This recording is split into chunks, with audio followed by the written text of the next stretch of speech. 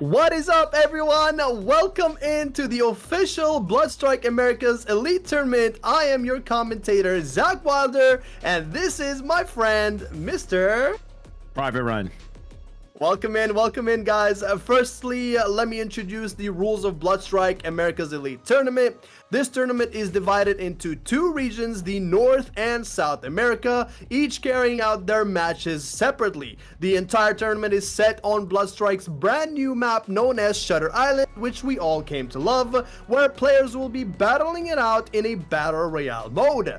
Contestants from each region are picked from top 40 teams of Season 4 and are sorted from the highest to the lowest rank in 4 groups, ranging from Group A to Group D. One team from each group will be randomly selected to form 4 competing groups.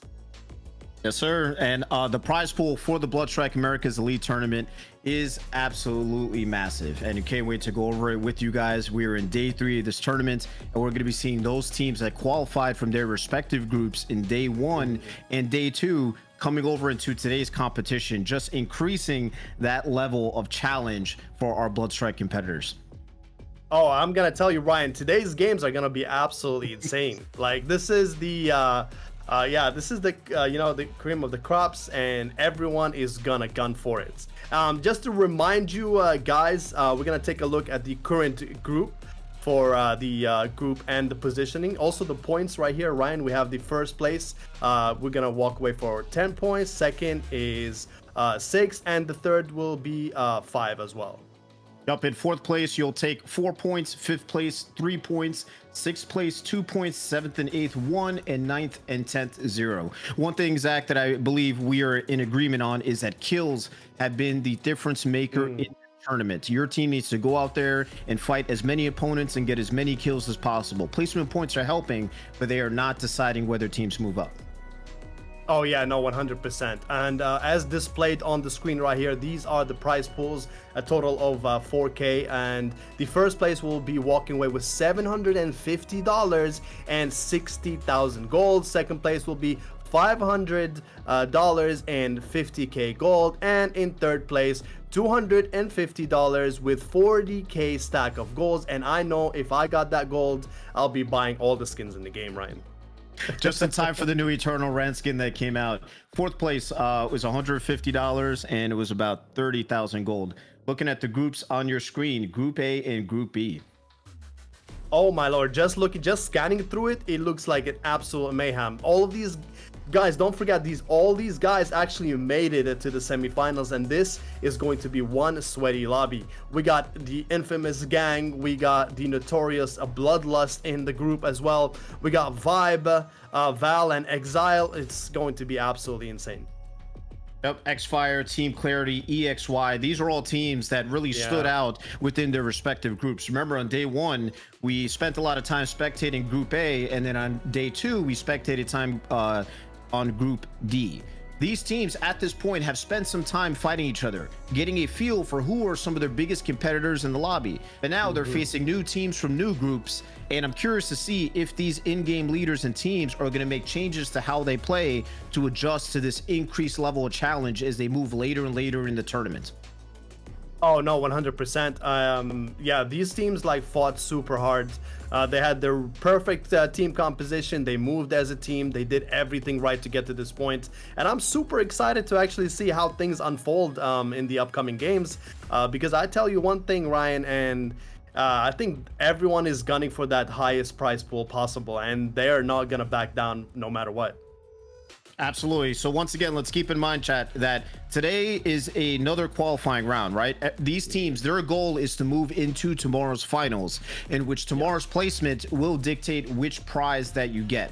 But ultimately, these teams do want to perform their best and outshine their competition. So taking a look back at day 1, Group A, Bloodlust was first due to their high kill count, even though they only won 1 game in the set of 3. And then on day 2, EXY won 2 Battle Royale games. Yeah, that's correct. Guys, don't forget, it's 3 games today. Okay, we're gonna be going through it all right here, and then we're gonna move. We also, guys, don't forget before I start, lucky draws are commencing right now, so you have a chance to be. We're gonna select 5 people from the comments to win the geometry skin. All you have to do is comment and then leave your UID with a comment, and you'll have a chance to win the geometry. Absolutely one of the best and most beautiful skins in the game. Yes, sir. Yes, sir. Skis. We're gonna be starting very, very soon, guys. I'm super excited for this. Yeah, same here. So, I mean, I'm curious to see how these first matches are going to start, Zach. If you had any advice for these players going into it, what would you say? I mean, some of these teams really stood out in their initial group games, especially a team that I want to give a shout out to, EXY, right? Let's take it back to day 2 and Group D. They were a team that won 2 battle royale matches by running a consistent strategy, right? Landing at a specific point in prison, making sure that they navigate the high ground as much as possible, getting long distance shots and picking up kills that way. I'm curious, honestly, if they're going to be trying to run the same strategy, or if they're going to see how their opponents played today and maybe come at us with something different so they can play as well as they did the first time. Right, so my philosophy is like, if it ain't broke, don't fix it, and I don't know if that's gonna, roll, to this game, because the stakes are very high, and these teams are at a high standard than anything they've played before. So maybe a little bit of adjustments here and there, small tweaks, just in team composition and callouts, and I think all the teams will do just great. Absolutely. I want to give a shout out to all of our competitors and viewers that are here today supporting their teams as they move forward in this tournament. We're looking at some of the best in North America play, and it's an absolute pleasure for me and Zach Waller to be here in the casting booth spectating these games. I'm itching to see these first rounds and who is going to be moving on to tomorrow's finals. The stakes are only getting higher and higher as we move into this. Yeah, no, 100%. I see some familiar faces in the chat. We got Riddler, we got Torch Ninja as well, Ultra, Crosmo. Well, shout out to everyone in the chat. Thank you guys for being here. I appreciate every single one of you. And today, I promise you, we're going to be getting some exciting matches on our hands. Yeah, Shutter Island is a map that really channels close quarters engagement. There are so many different complex buildings and points of interest on the map. I'm expecting teams in these rounds to be taking a lot of fights in the beginning, all right, trying to see who is out there, who is some of their biggest competitors in this map, and then going forward, perhaps changing how they play depending on their success in the tournament. But once again, the goal is to be one of those top 5 teams so that you can move on to tomorrow's final. So some of our stars within the first groups, I'm curious to see how they're gonna do. And I'm cheering all you guys on. I think we're going to be in for an absolute treat today, guys. We got tons of action from the North American region, and it's great to be here. Yeah, same here. I'm super excited. We got some teams really competing at the highest stakes possible, and I'm also curious to see what kind of gun composition and loadouts are going to be rocking in this tournament. And we all know that our favorite Origin is going to be in full display. Also, the AR-97, the 2-burster, is going to be present. If you know how to control that gun, it hands down the best gun in the game right now, especially the best AR, in my opinion. Absolutely. The AR-97, the Scar, these are both weapons that were really dominating from the long range within the first groups that we spectated. I mean, I want to give a shout out to Garcia. He was a member of EXY that was just absolutely dominating when it comes to taking height and really trying to penalize any opponent that was in the open within his field of view, taking shots at anybody, picking up numerous kills for his team. So he's going to be one of the players that I will definitely look out for as we start to spectate his games and how his team's going to perform. Are there any 100%. Other players that perhaps you're keeping a close eye on, Zach, going into these matches? I don't know if you remember, Gale was really good. He clutched up a lot for his team. Sorry, can you remind me which team he was with? The abbreviation, I can't remember. But I remember him clutching at the last moment, and he absolutely did phenomenal just backing up his team. And also a few times he was the last man standing and still clutched as well. But yeah, super impressive games. I believe he was with Bloodlust, but I'll definitely keep an eye out for it. I want to make sure that we got that correct. Oh, we got our first match Yeah. about to be underway. Here we go. Just go through the teams right quick. Gang, Xfire, FZ, D1, S9, AUA, Nollis, and ATR, IC, and Bloodlust all in this game. Absolutely stacked. Let's take a look at where they're landing right now.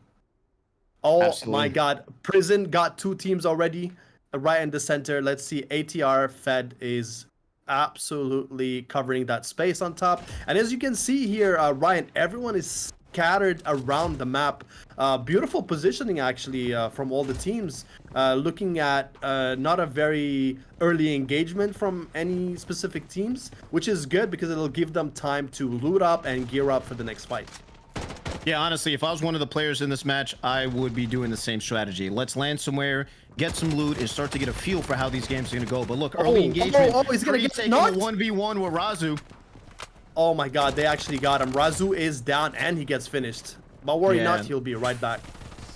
Definitely the consequence of being by himself in that hallway. He got jumped. We're starting to see some early kills on the kill feed as teams converge or start to fight on the edges of their respective landing zones. Oh, XF is not getting a good start right now. They got 2 of their teams knocked and finished already. Yeah, I noticed David and Dynaco in the kill feed. Keep in mind that while in the beginning you have a good chance to respawn, if all 4 of your team members are wiped, you could be leaving this lobby very quickly. Yeah, exactly. That's why they backed out. They wanted to rush and help their friend, but they backed out. Oh, we got another fight right here. And he went down right quick. XF, another member goes down and finished at the same time.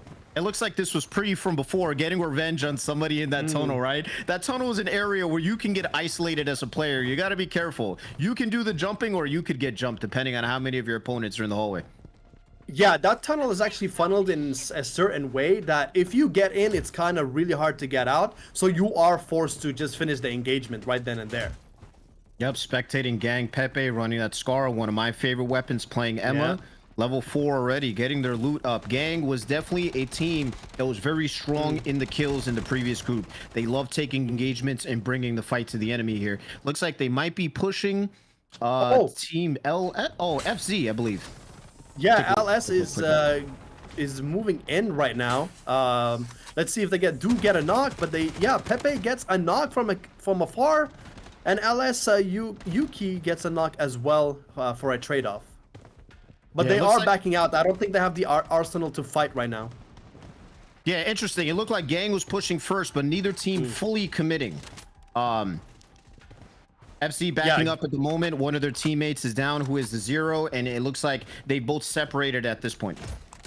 Yeah, Gang did a very good approach there. They all moved together at the same time, and they guaranteed a knock. But very smart also from LC to back out and know that they are at a disadvantage. That's quick thinking, and kudos to the IGL in that moment. Yep. Speaking of Gale from Bloodlust, definitely a player to look out for in this match. Yeah, I want to see what he does in this lobby. It looks like they're gonna run along these pipes, connecting boiler room to the main prison room. Oh, XF saw him. 3 of their team members are by the window. Zach, that was about to get bad fast. Yeah, I want to see if they're gonna actually rush that. No, they opted to stay and take the high ground. Actually, very smart, very smart. Let's see Bloodlust, Panda, and Gale moving toward the north side of prison. See if they can actually secure a better position for them. But this is a very dangerous spot to run because you're widely open. Yeah, it looks like right now we're not seeing anyone dominating the heights of these respective buildings for the most part. Teams are located inside. They're still looting. We haven't seen anyone try to really go to the top and shoot down, so that allowed Bloodlust to complete that rotation. They decided not to take that fight with XF. Yeah, I agree with that. They are getting their loadout, which is a major W right there, giving them a massive advantage against people who did not get their loadouts early on. Yeah, it looks like I witnessed the first MP5 taken from a loadout. MP5 just made its way into Bloodstrike in the most recent update. I'm curious how this weapon's going to make its debut in this lobby. I'm a big fan of the MP5 personally. The MP5 is being utilized. I think I saw 4 or 5 players already wielding it. But now it's going to be one of the first showdowns. XF against Bloodlust right on top. Yeah, spectating D1. D1 standing for Division 1. Curious how they're going to do in this game. We didn't get to spectate them in the previous broadcast, but they did advance to this group. And it looks like they're trying to sight in. We got XF across the way within his scope. and also another team located to the right-hand side. Yes, sir. Oh, there we go. The ran with the ice wall, right? Clutch time actually for S9 Ken right there. Yeah, D1 Kitty is trying to get another knock. Yeah, we got D1 attacking on this roof here. Looks like multiple knocks on their opponents. Rysel is down from Neor. Looks like Kitty might have to go inside. He's taking some damage. The Volt on the team is down. Pre is taken down by I'm Critical. D1 having the upper hand on this fight. But it looks like Kitty has gone inside to see if there's any other enemies that may have escaped the engagement. Oh, look at that. Yeah, Nova let me see nade. if this Nova gas. Yeah, will it actually reach? Let's see. Oh, it did. Did he land that? Oh my god. And he almost got a knock too. Wow, what a throw. He literally thrown from the window of one building to the roof of another. I mean, he's got a professional sports arm right there. Oh, no, 100%. He uses that arm a lot. Wow. Yeah, that's one of the reasons why I like to use Nova is because of her versatility, and her kit is absolutely amazing. Yeah, we're seeing Bloodlust take... Oh, Gale right now, shots on Strands. Oh, my God. Gale with the laser. Absolute laser right there. Yeah, I don't think Strands expected that at all. He did not know there was somebody actually above him that made him pay for that rotation. We got 1932 stars on the roof. Looks like they're pushing Bloodlust. 4v4 right now. Ken is down. Will he get another knock? Oh, that's a laser. It's 2v2 right now. They got to be careful here because Bloodlust has lost members. That MP5 right in action right there by Gale. Beautiful. Great job. Gale is doing what his team needs him to do. He's landing shots. He's getting knocks. He's taking this high ground on this roof panel here. Zion is not within his sight, but it looks like Bloodlust is back up, and they might be trying to continue the fight. Yeah, no, 100%. Look at this ATR versus FZ right here. See if they're gonna move into position and engage. Oh, the Origin is coming into action. Will he get another knock? Oh no. This is so dangerous. When there's an Origin in play, you have to account for him. Santox rotating to that window, taking the Origin out and just shooting inside. Oh, Critical is exposed. He's getting beamed. He has a speck of health. Oh my god. Wow, look at that. Absolute laser. Oh my god. Yeah, the KAG is a beautiful gun to use from far range. It's very accurate with the right loadouts. You can literally obliterate teams. Yeah, I think this is where D1 and Icy have to be careful because FZ is actually in position to third party. It looks like they're disengaging, or they might be rotating around this structure to actually jump. No, they're rotating away. But they had an opportunity to third party there, and they were landing some shots on Critical from D1. Yeah, I noticed that. Yeah. Oh no, OP Mobile is down. S9 as well is down on the kill feeds. A lot of teams are starting to engage, and they're being extremely aggressive, which is very shocking for a first rounder, to be honest. Yeah, I think this round is definitely going to give a sense to people who to look out for and which fights they can feel comfortable winning. We're starting to see multiple teams in the kill feed going at each other. I'm curious to see when we get a full view of the map where the zone is pulling to, right? Right now, a lot of this action is concentrated in residential area. This might be where the zone pulls. It's going to get very small very quickly for our competitors. Right, yeah, that's correct. We got ATR bounties right now with a laser with the scar. Absolutely beautiful handling there by him. Nice shots. He almost got a knock too, yeah. Yeah, you can see him, one guy, but he's giving that full 3-stack trouble. He's switching between 3 windows to continuously keep his opponents guessing and landing shots with his assault rifle. Yeah, as long as you can accumulate those damage, it will stack up at the very end, and you might guarantee a knock. Oh, wow, so many people are not there. Oh, no, he needs to capitalize on this right here, right now. Let's see if he's going to do just that. Yeah, I'm curious if his team's going to make a call, because that could have been a third-party situation there. We see 2 people knocked. These 2 teams going head-to-head, and Bounty's just trying to get damage. But it looks like his team hasn't made the decision to push out and try to wipe those 2 teams. We got S9 and Gang going at it on the edge of the beach in this structure. Panda in great position to land shots. Oh my god, that's AK laser from afar. Let's see if he can actually get a knock on Pepe. Panda is an absolute laser right now. Yep, there goes the nade. I don't think he was able to make impact, but you see the Nova gas going off. So many different players are doing the tango out there, fighting it out. I'm not sure who's going to win this battle. I think I see two members of S9 that are down on the ground. Gale taking third-party shots over here, shooting at XF, and two other teams that are located nearby. Teams are really playing their position. The safe zone is shifty. Yeah, absolutely, Ryan. I agree with you. They are actually doing their best to take the perfect position because we're running into the last zone, and positioning is very, very important. Oh, he's getting lasers from the top. Gale is built different, I think, because he's finding every single opportunity to, you know, get a knock or put as much damage as he can for his team. And, well, the MP5 comes into play as well. Look at that. Beautiful. Yeah, Gale playing Bolt was able to execute his ultimate, which acts almost like an EMP, disabling his opponent's special effects. He took out two members of gang on the corner, Pepe going down and another member. And you can see, oh wow, Panda going down from bounties. These angles are getting dangerous for our competitors as they try to leave windows and wrap around buildings. They're getting shot by people that are already in place. Yeah, no, 100%, dude. Like the wall is also right in place, and the Nacho firewall tried to get in clutch, but unfortunately he did get the tip of that the perfect angle to get the knock on him. Yeah, I noticed when the camera had panned, 3 members of ATR were knocked in the open. Curious to see if they're full knocked, and the zone is getting smaller and smaller. We have one building right now within zone. The zone will be moving to an open space.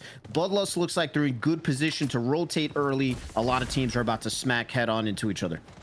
Yeah, 9 players, 3 teams left, and Gale with 5 kills already. See his name. AUA Sky is pushing in with the MP5. Let's see if he can actually get a knock right here. And he's actually engaging against 3 other players. Down. Oh my god. Oh we got 3 knocks here at the bottom of the staircase. Bloodlust trying to get their members up. The Void just got up and shotgunned Gale. Put him right back down on the ground. These teams are going at it to the finish. Panda's currently down. They're lucky they have that edge of zone that's protecting them. Bloodlust is trying to get their teammates back up so they can finish this fight. Yeah, no, 100%. If they can actually get their teams back, but they had no one knocked, so thank God for that. The Nacho is back right up. Oh, they're pushing actually already. Yeah, beautiful looks like play. Oh, nice. Tykes and Rysal going 1-to-1. Panda able to finish him off. Tykes is down. Panda getting the res. that is a beautiful laser from Panda right there. XF is trying to push Razzle, goes down by Gale as well. It looks like they have this game in a wraps. I think this is just Bloodlust versus XF. Yup, one member left. Bloodlust taking the first W. Yo, congratulations to Bloodlust. Absolutely beautiful game, well executed. They played as a team perfectly. So guys, we're gonna go through it. At number 1 with 19 total kills, Bloodlust, Panda with 8, Gale with 6, TYX with a 2, and Void with a 3. Second place we got XF with a 1, Danyako with a 5, and David with a 2, and Rezu with a 2 as well. And coming in third place with 15 total kills, we got AUA, Ojela with a 5, Rysel with a 2, and Prey with a 3, and Sky with a 5. In fourth place, Division 1, New York, 3 kills, Veronic 4, I'm Critical 4, D1 Kitty 2. In fifth place, ATR, Kyoshi 0, King of BR 1, Fed 1, and Bounties 1. Yeah, as you can see, Ryan, the top 3 teams dominated the majority of the kill counts, and they absolutely obliterated their competition going into the final rounds, which is very impressive. Actually, I'm extremely impressed with Bloodlust to keep their composure, even though 2 or 3 of their teammates got knocked at one point, and they made sure and managed to get them all back up. Yeah, I think you said the key word, Zach: composure. That was the key difference that I saw between the winning team Bloodlust and some of these other teams. Not only in how they handled their engagements and moments where they were on the edge of getting full wiped, but also how they handled rotating, right? We saw through our spectating so many moments where Bloodlust was in position to shoot opponents and get third-party wipes, but decided to hold their ground, and it actually led them to victory. Sometimes in battle royales, it's very tempting, right? You see an opportunity and a decision is made to go in there and try to seize it. We saw Bloodlust hold their position, and that is what led them all the way to the win at the end, because they didn't push when they didn't need to. So when most of their opponents had lost so many teammates, they were able to stay in place, res, heal up, move on to the next fight, and move as a unit. Congratulations to Bloodlust for the first game. Yeah, congratulations, guys. Very well played. I think the majority of the teams played very well to the best of their capability. But as you know, the zone plays a factor, and the positioning plays a very good, big factor in these type of games, especially when the stakes are high and you don't really know who's behind you in the zone, which we saw right then and there. A lot of teams coming right into zone while another team is already further ahead, and they just get lasered from the back, which is, yeah, sometimes unfortunate. But that's why the IGL is there, to make sure that these mistakes don't happen often. Yeah, I have to say, a final zone in the residential area that we spectated, it presented a situation for our competitors that was very dangerous for them to move around. So many windows to get attacked from. Just about every building had a team in it. So we saw teams try to rotate and try to catch up to the zone, but there was already somebody on a rooftop, already somebody in a window who's prepared to get a kill off of them as they were moving. So residential, very dangerous place for this final zone to close. And then the zone moved our competitors all the way out into the open at a crossroads in which there was really nowhere to hide.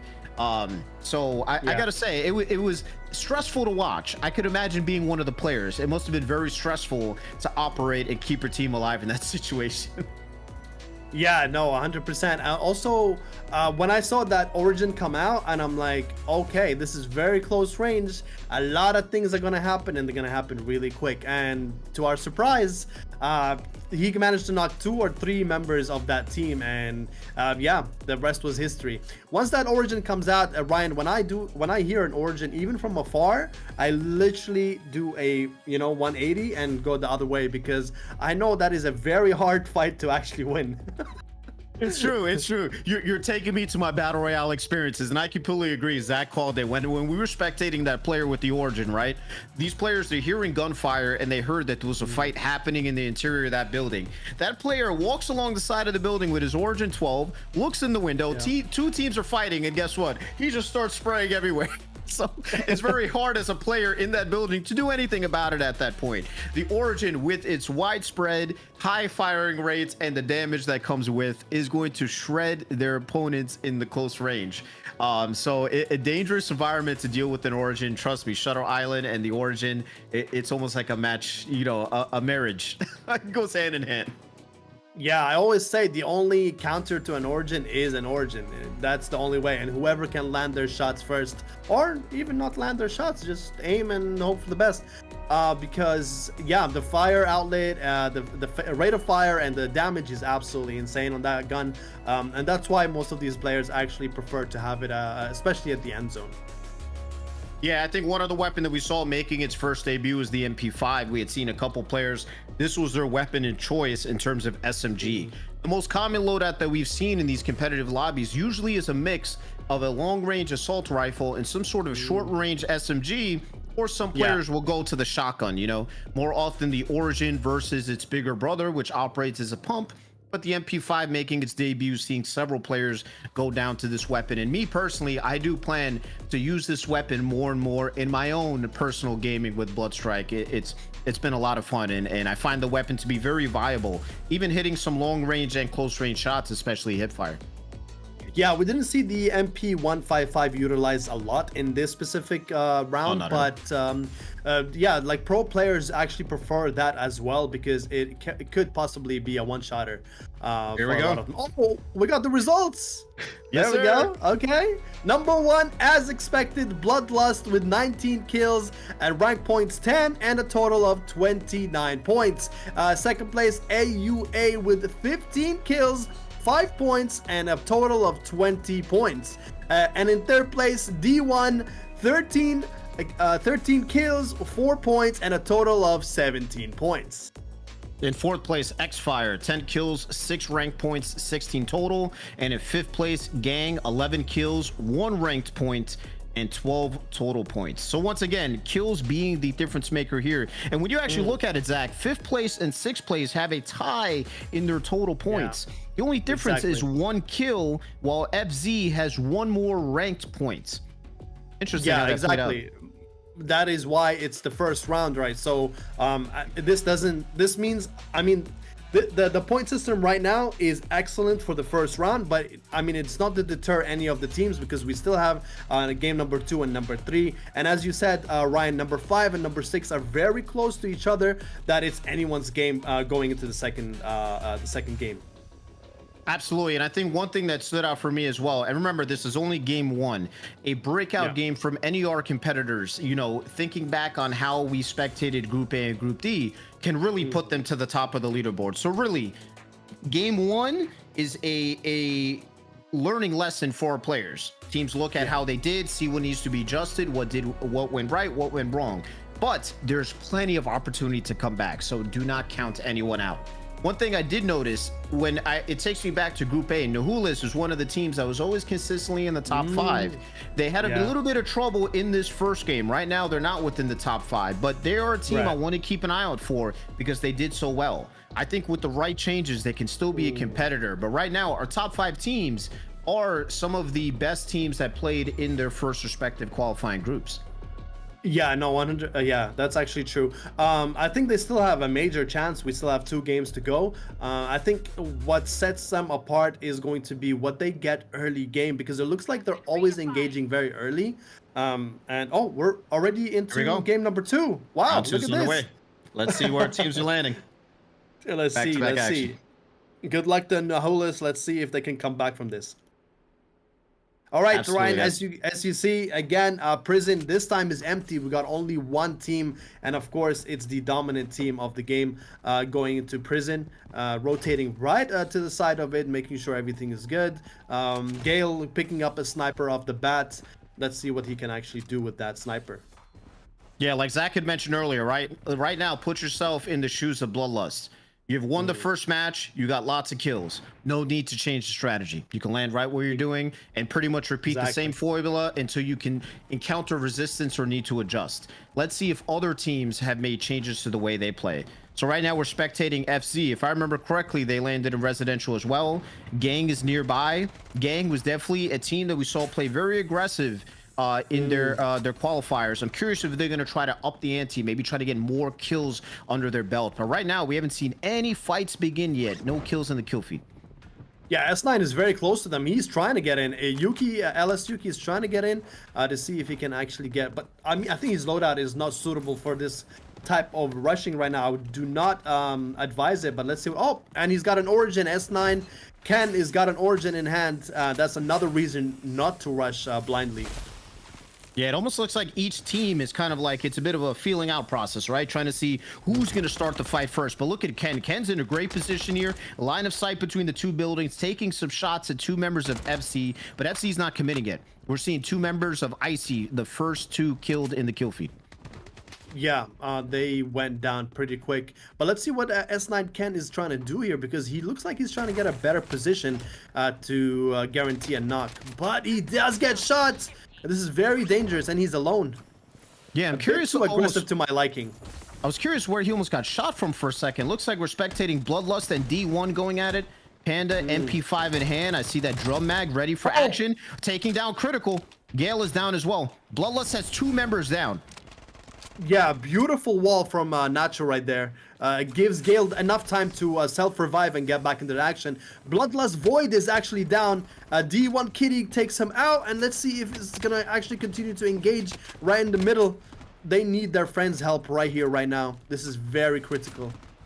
Yeah, seeing Kitty taking some shots, right? His purple shield almost reduced to 0 as he tried some movements. Looks like he's getting some shots on Gale. Gale trying to hide behind the rock.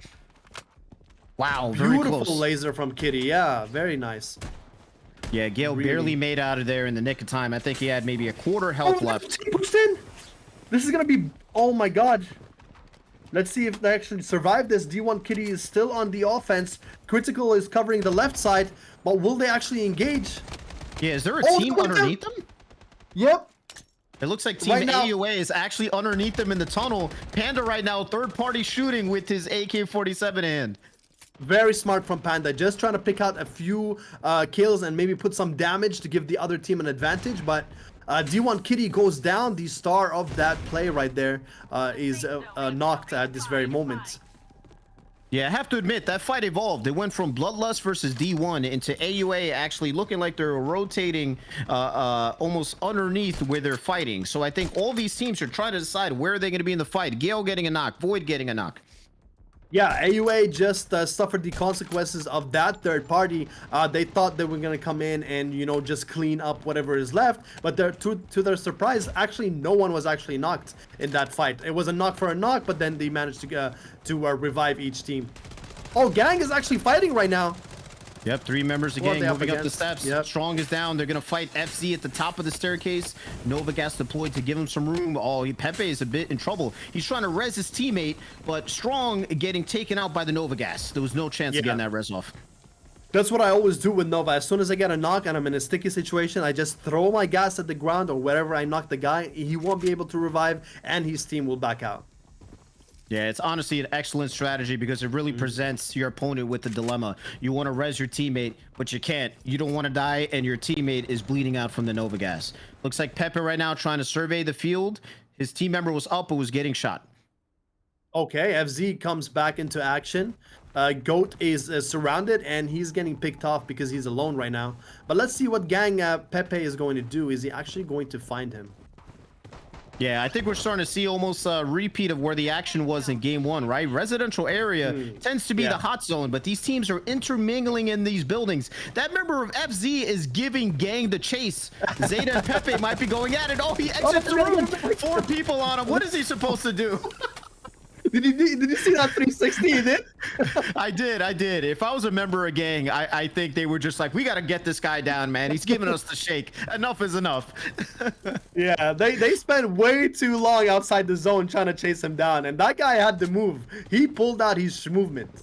I agree, and he's only one member of the opponent's team, means he's going to be able to respawn. Maybe he was just there to serve as a distraction. I'm not sure. Right now, we're spectating D1. Looks like they're queuing up on Icy, who is in that team. Icy, who's in that building. Let's see how this plays out. It doesn't look like they're committing yet, but they're starting to slowly creep up on the sides. Curious if they're going to push. Yeah.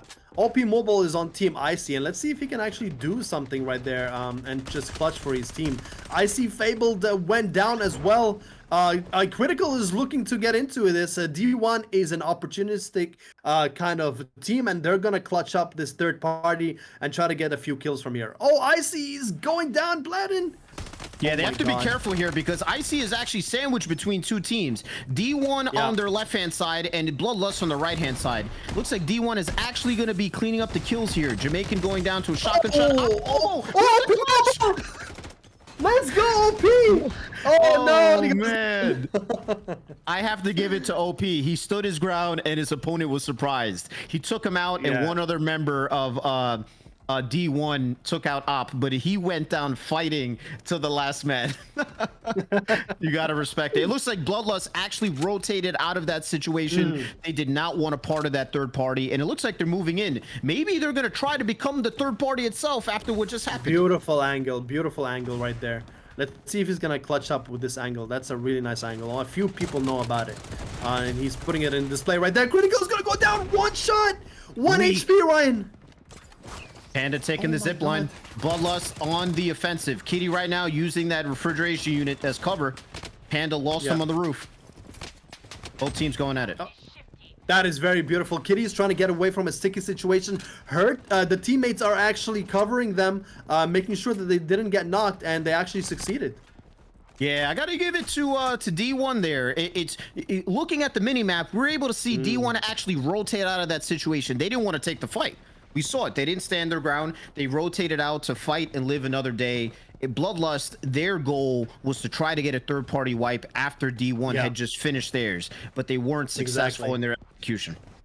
Yeah, D1 had a really good play there. Very smart from their IGL to, leave the scene when they could, and they only lost 1 member, and he's already back. So that's very beautiful. Oh, we get him coming with a laser with Noir. D1 is putting some pressure on whoever is on top of that. ATR is got a knock already, so let's see if D1 is gonna push that. Yeah, making use of that Eternal CAG skin. I saw that scope zooming in on his opponent.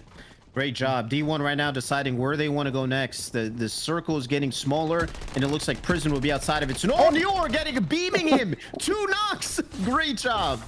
2 knocks in under a second. That is absolutely absolutely impressive by D1 Noir. That is beautiful right there. The Kag skin just gives you that power. Once you get a beautiful skin equipped, you just level up automatically.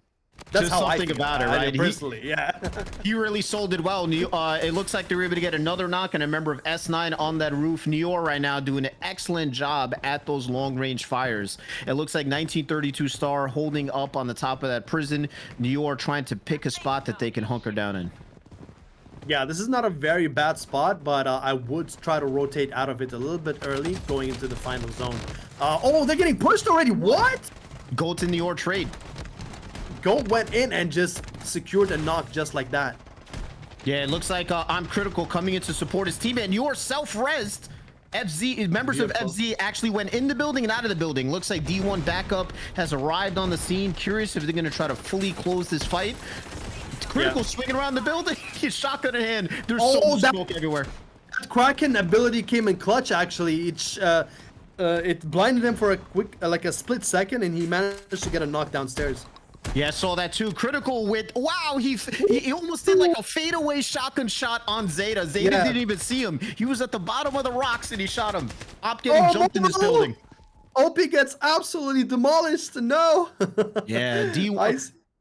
I have to give it to D1 because it almost looks like they're fighting two teams at once, right? Everywhere they go, they're taking a fight with somebody. Bloodlust, it looks like they're rotating into D1's position. D1 may be forced to take this fight before they're ready. They got one team member down. Also, Ryan, it's not even on purpose. They're trying to secure a position, but every time they go to a place, there's a team there already, and they're forced to engage. And they've won every engagement so far. So kudos to them. Yeah, you have to give props where props are due, and Zach was absolutely correct.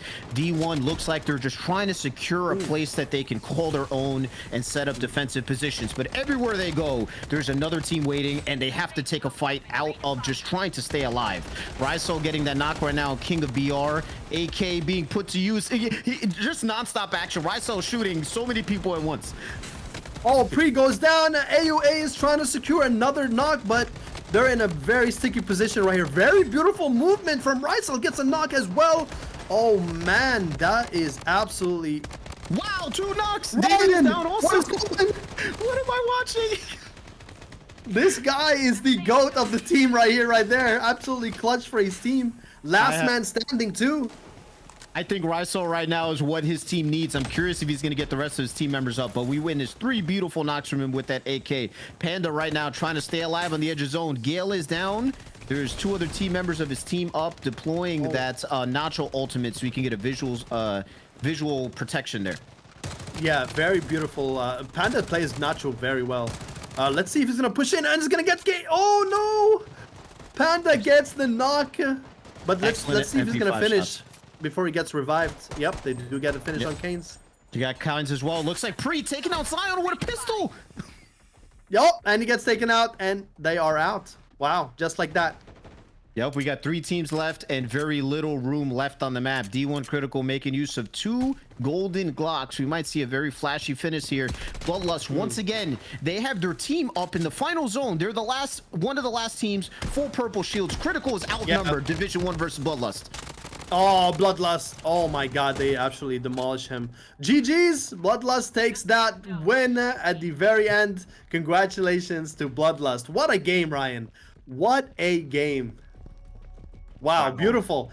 In first place, with no surprise, a Bloodlust with 18 total kills, Gale with a 4, Panda with a 4, TYX with a 5, and Void with a 5. And in second place, with 14 total kills, Veronica D1 with a 2, Noir with a 4, Critical with a 6, and Kitty with a 2. And in third place, with 10 total kills, ATR King, and with 0 kills, Fed with 3, Kiyoshi with a 4, and Bounties with a 3. In fourth place, AUA, Julia, 3 kills, Rysel 6, Pre 3, Sky 1, and in fifth place, 1932 Stars, Ken 0, Kynes 2, Zion 8. Wow, great job of Zion. And Sins 1. XF in 6th, Icy in 7th, 8th is Team FZ, and in 9th, Gang with 5 total kills to their team. Surprising, Gang is in the 9th place. Gang is in the 9th place. XF as well in the 6th. Very surprising positioning from there, but I guess they didn't get lucky with the positioning and most importantly the loot as well.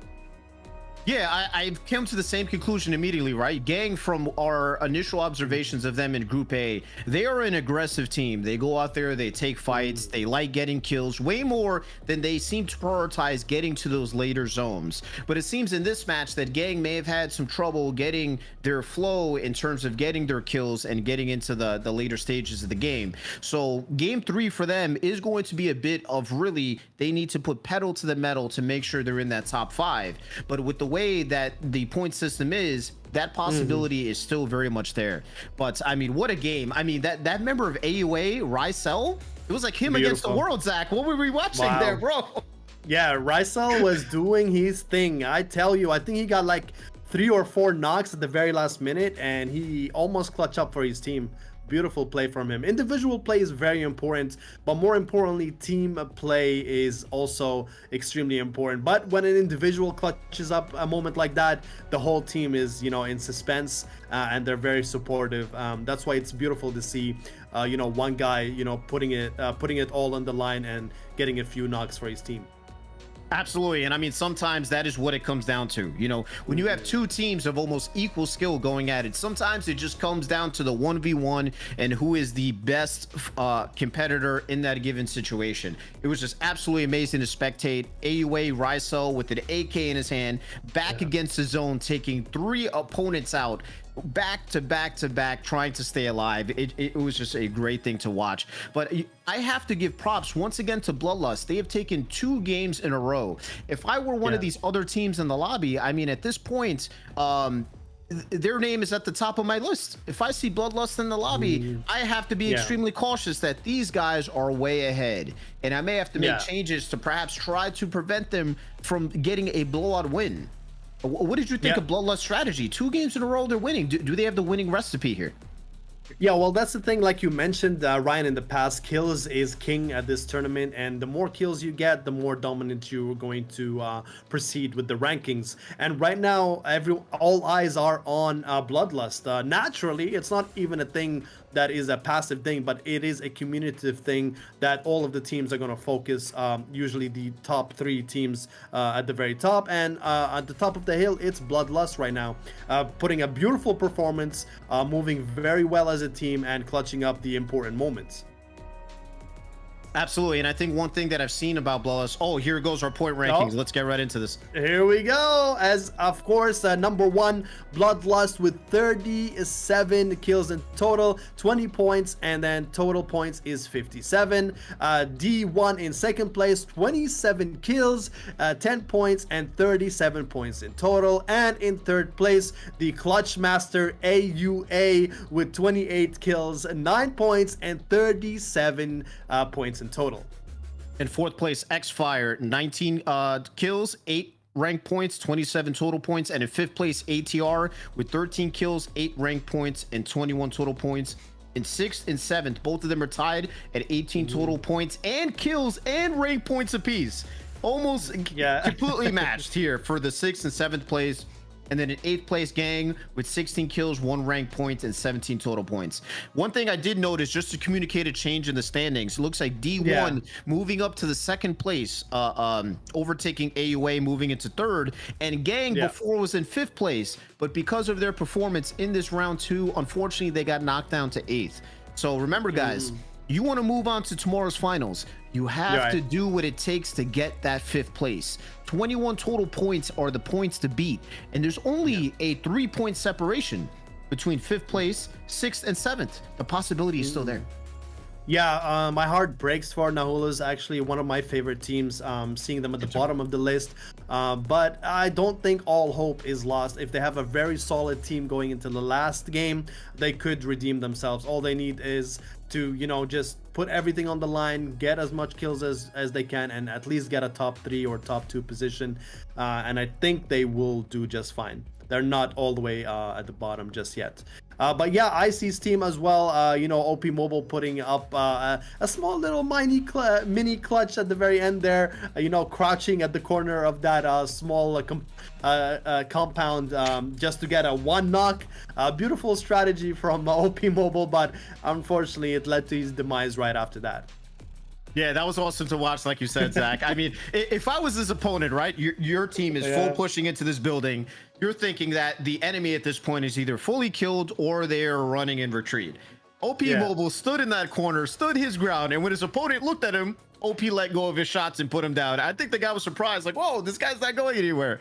And then the guy's teammate came in and took out OP Mobile, but it was still really cool to watch. Those select moments that we see in this tournament almost tell unique stories and rivalries that are going on, right? And I think one rivalry of this group, and correct me if I'm wrong, we're almost seeing a rivalry between Bloodlust, Division 1, and S9. And here we go into our final game. Yeah, no, 100%. S9 actually put up a very commendable effort at that last thing, but unfortunately things just didn't pan out the way they wanted. But here we go, guys, at the third game, guys. We're right here, right now, seeing all of these amazing teams.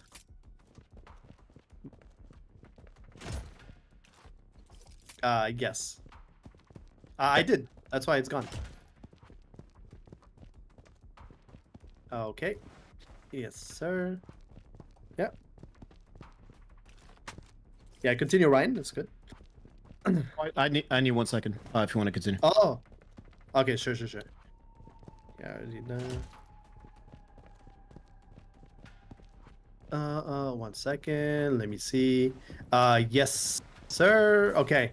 Let's go. Voice communicate the points. Let's see. Move on with FZ. Sankit is moving towards there.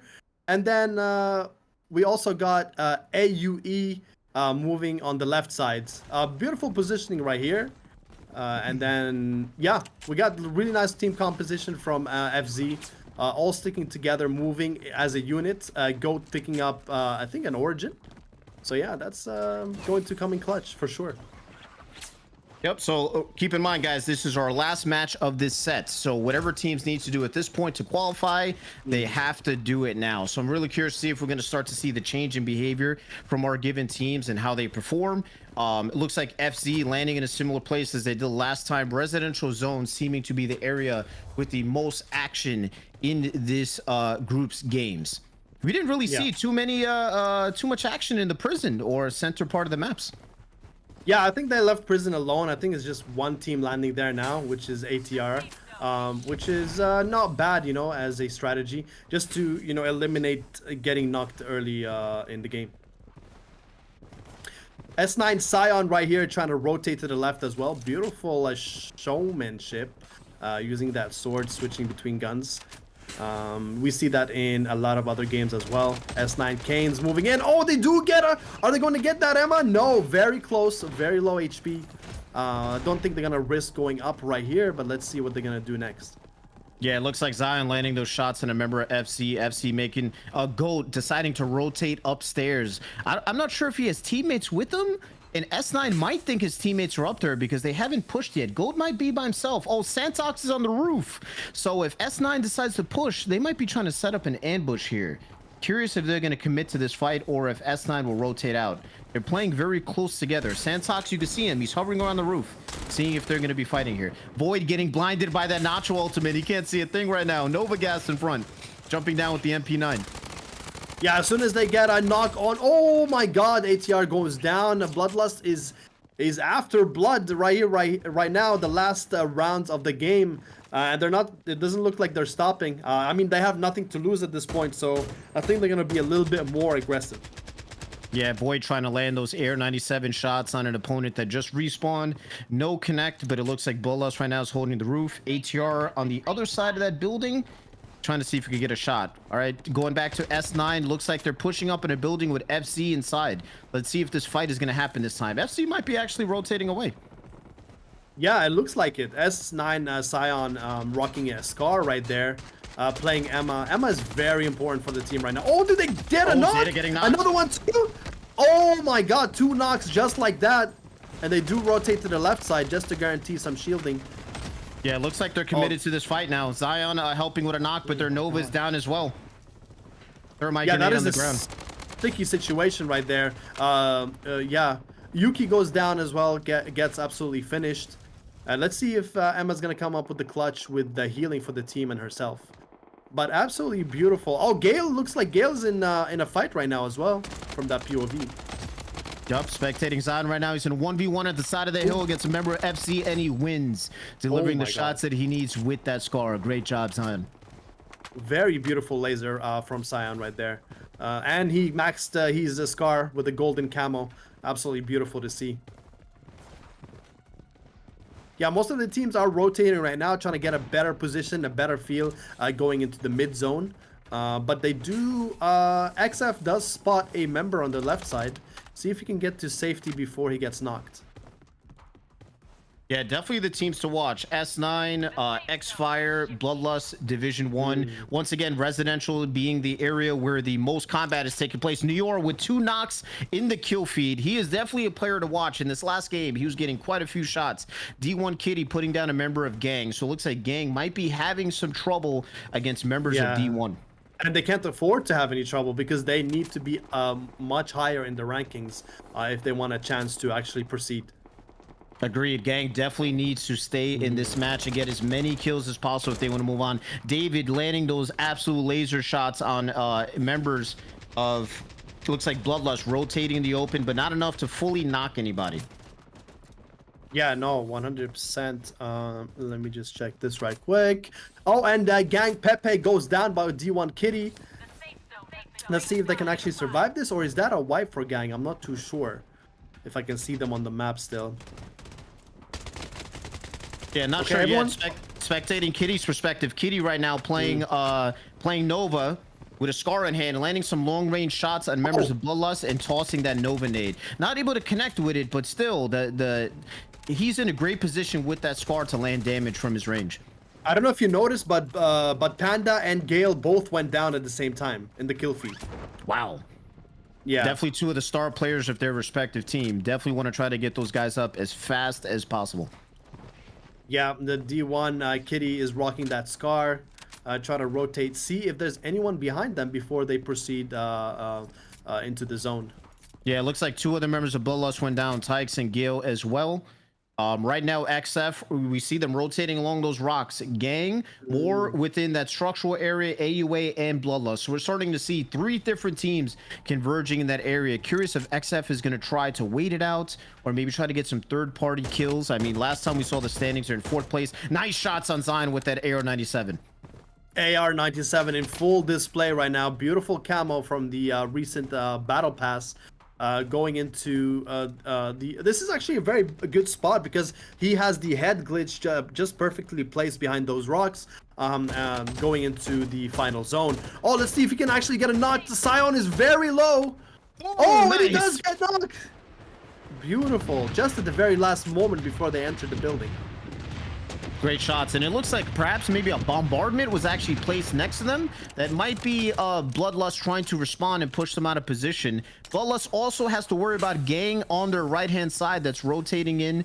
Bloodlust right now, they're in 1st place. They've won 2 games. They are the team to beat. So you have to be very careful if you were them about other teams trying to gang up on you. Yeah, that's very true, actually. But they are still playing very composed and together. And Gang is pushing them right now. See if Pepe gets down. Tix is not having any of it. And Stong is actually rotating at the bottom of the building just before things get messy. But they know they're there. They acknowledge them. Bloodlust is trying to push. But I don't know if this is going to happen right now. Oh my god, they are! Full push on them! Down. Oh my god, Bloodlust is actually after blood. I'm telling you, Ryan. Yeah, you got to give it to them. They found a great opportunity to push Gang. 2 of Gang's members were isolated on the top floor of that building, and both were fully killed. Bloodlust exiting the building, and they're getting shot up, I believe, by X-Fire, who is still holding the position on those rocks. Tykes is going down for long-range fire. Oh, and he almost got finished too. XF David, perfect place. This is one of my best positions going into the final zone because the rocky formations allows you for that, you know, that head glitch and actually peeking your enemies without getting shot back. Yeah, I'm curious to see if X-Fire's new strategy is going to work to their advantage, right? They are currently in 4th place, but they could possibly secure the BR win if they play like this and make it to the end of the zone. Oh, 2 members of S9 are down. A member of X-Fire is down as well. It looks like they're fighting back and forth. Bloodlust 3 Ken is weak. members. Bloodlust 3 members went down by D1. Yeah, both of these teams being pushed to the brink of full elimination. They have to be very careful here. I think S9 might be down to 1 member, Zion, trying to stay alive for his team. I'm curious if he has enough money to buy them back as the zone gets smaller and smaller. Yeah, I think, if I'm not mistaken, Bloodlust is out. Bloodlust is out with 20 people left and 6 teams alive, putting them probably in 7th place. Yeah, looking at how this final zone is closing, X-Fire will have to rotate out of their given position on the rocks. Looks like they just picked up another kill. They got a team to their left, Gang, and Bloodlust going at it. Yeah, Bloodlust might be full eliminated here. Gang right now is where they are. ATR bounties landing in. We're seeing a very long-range fight taking place. Razu landing shots on members of Gang. XF being very disciplined not to overpush. Yeah, they're not in the zone right now, so they have to rotate and pick a proper spot, but they're surrounded by every single team. This is the last game, and no one wants to go out early. They just don't. They have all the dog in them. They want to fight to the very end. And we see it right here. Oh my god, Razo goes down. No! That is the last thing you wanted, is to lose a member going into the final fight. I think Razu was surprised that there was a member of S9 still alive, Kynes with an origin in hand. Razu went down in seconds. Yeah, no, 100%. Gang has a beautiful spot because they can see everything. They're secluded from the final fights, but if they can actually play this right, they can get more kills, even if they get 3rd place or 2nd. Absolutely. Right now, spectating S9 in that building, switching over to David. You can see that Nacho ultimates cutting the space. Nova smoke opened up. Look at that Nova smoke everywhere. Yeah. It looks like D1 is actually at the top of the stairs. XF on the 1st floor. Both of these teams being very disciplined to hold their given position and not to expose themselves too much. Origin in hand. Zion switching to the Deagle. No shot. He got a few knocks. I saw that. He landed some shots with that Deagle. Props to Zion. Origin, Deagle in hand, takes out Razu, exits the building, and he gets taken down himself. Oh no, this is going into the final fight. Who's gonna take it? It's absolute mayhem right now. Gang goes down, S9 goes down, D1 looks like they're dominating right here. Will they actually clutch up? Let's see.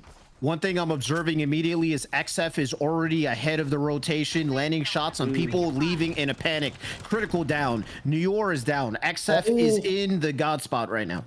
It looks like XF is the full team right still. Let me see. Yep, they are. Left. Oh, they got a knock as well.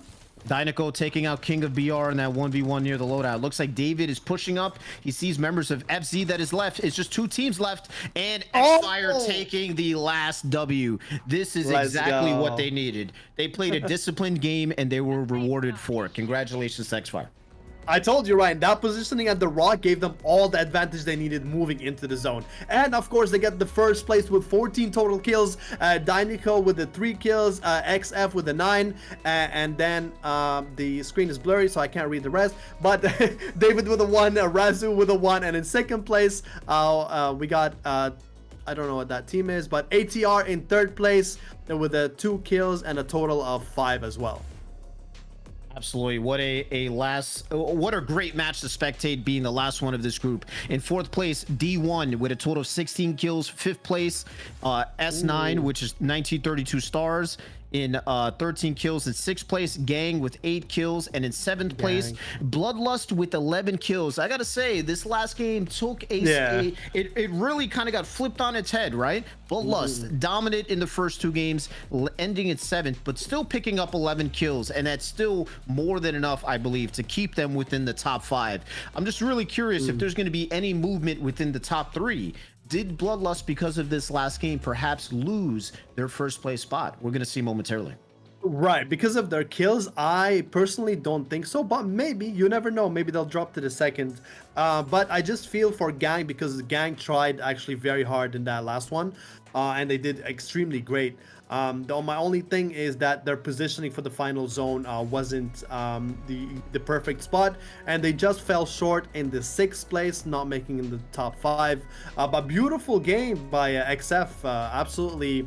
Clutched that very last moment with their positioning behind, the shore, behind the rocks, allowing them to move, comfortably into the last zone without having to lose any of their members.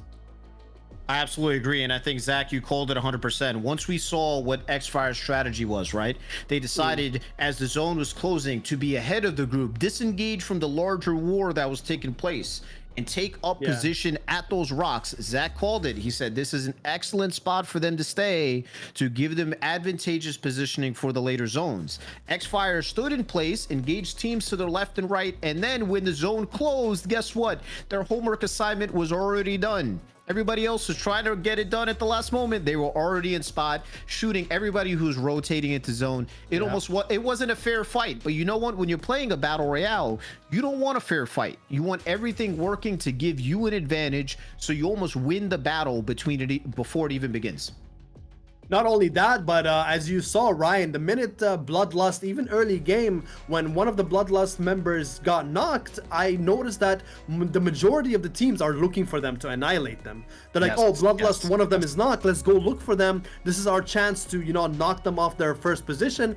And unfortunately to say, they did manage to succeed in that mission. So now things are going to get shuffled in the top 5, top 6. So let's see what happens with the results. Yeah, I'm definitely very curious about the results. I mean, there's always a feeling of nervousness, right? Anticipation where the final standing is going to be. We're looking to see who are going to be our top 5 teams that will advance into tomorrow's finals, right? From these respective groups. So to give you an idea, before this ranking, points ranking comes out, Bloodlust was in first, D1 was in second, AUA was in third, X-Fire was in fourth, and 5th was ATR, with Gang in 6th place. But also, I believe 6th and 7th were tied, right? Because the points are so close. So yeah, very close. Yeah. I'm curious, Zach. Do you have an idea what your pick may be? I got to think about it right now. Who's gonna be the top 3? There is a strong possibility. I can't remember how many kills XF got, but there is a possibility that they move all the way to top 3 or top 2 even. With a very good standing in the last game. I think Bloodlust they wouldn't be going down too much if they did go down, because I still think they're going to be top 1. And then who else do we have? Who else? Unfortunately, like I said, Gang dropped down just beneath the top 5. But yeah, nevertheless, I think most of these teams did clutch. Also S9 played very well, but it's just, again, unfortunate positioning for them. And D1, let's not forget D1 as well. Absolutely beautiful play by D1, especially Kitty, one of their star players. Absolutely. For me, this is going to be my top 3. Let's see if it pans out or if I'm right. I think Bloodlust will keep first place. I think we're going to see X-Fire move from 4th into the 2nd place slots, and I believe that D1 will be in 3rd. I'm curious who the 4th and the 5th is going to be. Remember, guys, the finals is tomorrow. Tomorrow, where you land in that placement will dictate what prize pool that you get, what piece of the total prize pool, right? So today's goal is to make sure that you at least get 5th place or higher. Oh, here we go. Oh my god, yeah, Bloodlust remains at the first place with 48 kills, 21 points, and 69 total points. Regardless of their last position in last game, they still remain number 1. And right after them, D1 with 2nd place, 43 kills, 14 points, and 57 total points. And in 3rd place, the stars of the last game, XF with 33 kills, 18 points, and 51 total points. Ryan, this is absolutely insane. Wow, I have to say, Zach, I immediately noticed the change here, but real quick, 4th place AUA, 36 kills, 10 rank points, 46 total. S9 in 5th, getting that last slot for qualifiers, 28 kills, 6 rank points, and 34 total points. FZ in 6th, ATR in 7th, Gang in 8th, Icy in 9th, and Nuhula's in 10th. Yeah, if you notice, Ryan, you see S9 and FZ. Look at the points. Only 1 point. They could have switched easily. Oh my goodness, Zach. 1 point difference. These are the upsets that just they break your heart, right? Because when it's close as a competitor, it riles you up because you know how close it was to you potentially clutching that victory, right? So my calls were wrong. Bloodlust did stay in first, yes, but D1 actually took second and XF was in third. So congratulations for those three for taking the top three in today. But one thing that I noticed about the change in the leaderboard, Zach, is before this point ranking, ATR was in Xfire was in fourth and Gang was in fifth. No, my apologies. ATR was in fifth. Now we're looking at the board. There is no ATR. And Xfire moved up to third. S9 clutching the fifth spot, so they will qualify. They did exactly enough of what they needed to move on to the next round. So congratulations to S9. It was close. There's a chance. I don't know if you noticed, Ryan, but at the very last moment, ATR had everything going for them. The moment that things switched up is that third party in the middle of the game, the final game, that unfortunately it didn't work out for them, and things just went sour from there and downhill really quick. Going in the middle zone, I believe they got 2 or 3 knocked, heading into a third party, which cost them, ultimately the final standings in this last game. But you know what? This is all an experience regardless. You're going to take this experience into whatever competition you're going to go next, and you're going to apply everything, knowing when to push, when to hold back, when to send, your scout, what the IGL needs to be doing, rotating into the mid to the end of final zone. Because those are the games that are important. Those are the moments that, define you as a team going at the back. Absolutely, guys. So with that being said, guys, after the intense matches that we witnessed from this group, we're going to take a break and revisit some of the best moments of today with some highlights. Stay tuned for our additional North American matches taking place soon. Okay, guys, goodbye. This is the break, and I'll see you guys in a little bit. Bye-bye. We'll see you right Adios. After.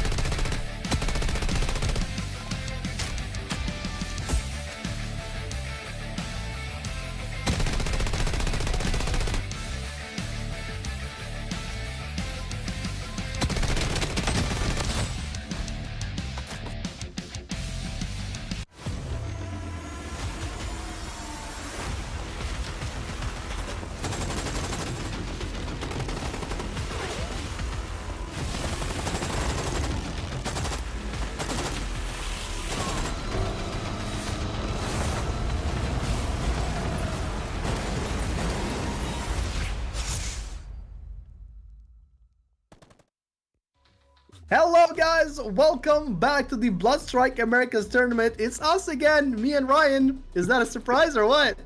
Yes, sir. Welcome back. Yes, sir. Welcome back. This is the second round of the North American Qualifiers, top 20, day 2. Yeah, so up next we'll be watching the top 20 teams from Group B going into it. What do you think so far, Ryan, of the games that unfolded? I mean, if this new group that we're about to spectate is anything like the first group in the 3 games we witnessed, we're in for an absolute treat.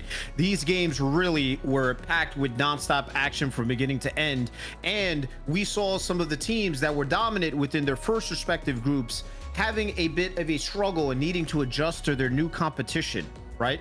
But one team that was absolutely dominant within this first 3 games that we saw was Bloodlust, taking 2 out of the first 3 matches and moving on, taking first place and moving on to the finals, in addition to D1, XF, AUA, and S9. So I'm very curious to see who are going to be the 5 teams from this new group that will meet them in our finals that'll take place tomorrow.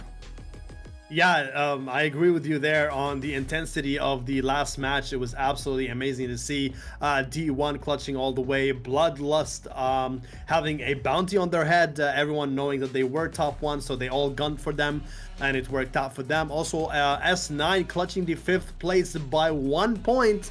Just the difference between the 6th place, absolutely mind-blowing as well. Unfortunately, Gang fell short for this one, but yeah, there's so many teams that are like just absolutely mind-blowing in terms of gunplay and overall strategies. Yep, so going into today's group, I mean, teams to look out for EXY, right? When we first spectated them last weekend, EXY was actually the winner of 2 out of the 3 games, right? And one of their star members, Garcia, I mean, every time we spectated this guy was picking up kills from long range, making use primarily of the SCAR and sometimes the AR-97. I hope we get to keep a close eye on Garcia and how he performs today, because he was one of the top strikers within the lobbies that he participated in, right?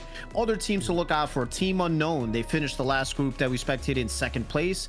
Clarity, CLG in 3rd, NS in 4th, and BC Blood Champions in 5th. So as they go into this new lobby and now fight new opponents, how is their existing plan going to work and succeed in this new lobby with these new competitors? Yeah, that is true, actually, Ryan. I'm gonna read out the full name of the list. I believe this is the ones that we're gonna be spectating today. Vibe NSO22, Unknown, VALH, CLG, Clarity, EXY, Z1, DCPG, and BC all in one. Format is going to be absolutely insane, and we do already have fan favorites which kept repeating on the comment section, which is Team Clarity and Exile. It looks like they are the top 2 teams that everyone is looking forward to.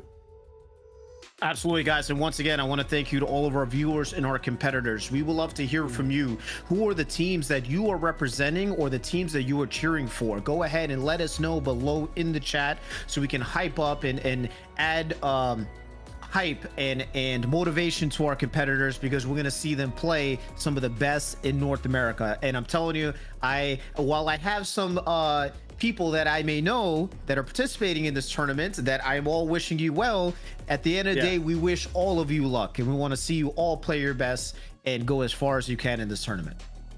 Yeah, the thing is that going into this freshly new game and the qualifiers, I think most of the teams were going to be adjusting their strategies, knowing that they are the top of the echelon, the top of the the mountain. They know that these are one of the best and some of the best teams in the competition.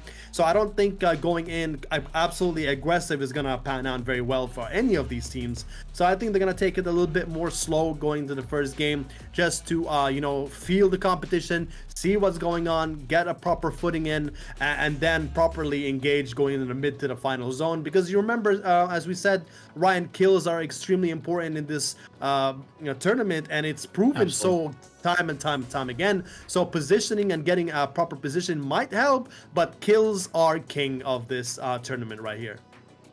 Zach, you're 100% correct, and I'm going back to the group that we spectated with some of the teams that we're going to see today, right? In those games, let's think about EXY. They won 2 out of the 3 games. What was their winning strategy? They like to land prison and stay in the highest points of the map, take vantage points, and get kills from afar while exposing themselves to as little risk as possible. They were a team that managed to strike the perfect balance of both high kills, high placement points. Winning 2 games, it's really going to put you apart in the placement points. But they had team members that were scoring 10 kills apiece.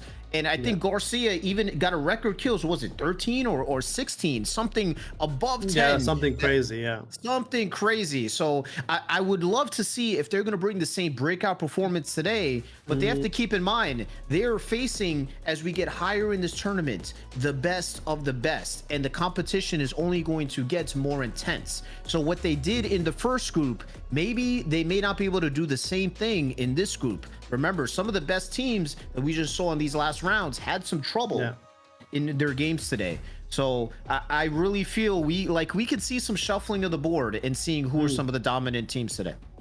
Yeah, there's a lot of people cheering for One Tapped and his team, Team Clarity. We see a lot of people for Garcia as well. There's some notable players in this tournament for sure, especially when it comes to individual skills, 1v1, making sure you win your ones.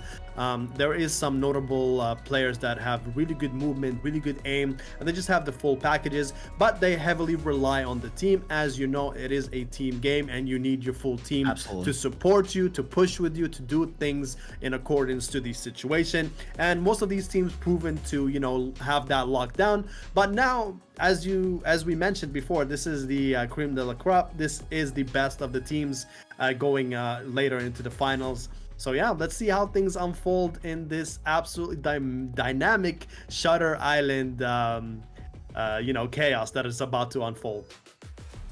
And I'm also curious, Zach, to see where are our zones going to end up and where's the action primarily going to be focused, right? This first group that we spectated, the 3 matches, most of the action took place in the residential area. Sure, you had teams landing prison, landing boiler room, landing in other points of interest. But not only did the most kills and the most action take place in residential, we saw at least 2 out of the 3 zones pull the teams back to residential and towards the beach. So I'm curious to know if when we start this group, where are those zones going to end? Are we going to see zones on the other side of the map? Perhaps we'll see a prison zone where teams will be forced to fight on multiple levels of prison. So really, that is the random aspect of a battle royale you cannot completely plan for. All you can do as a team is try to practice for every type of situation that you may deal with, and then make those decisions on the fly in terms of how you adjust to the moving zone that happens in Bloodstrike. I agree with you on that. Absolutely. We do have some notable fans and community members in the chat right now. We got Luster Bunny, Lockhart Lucius.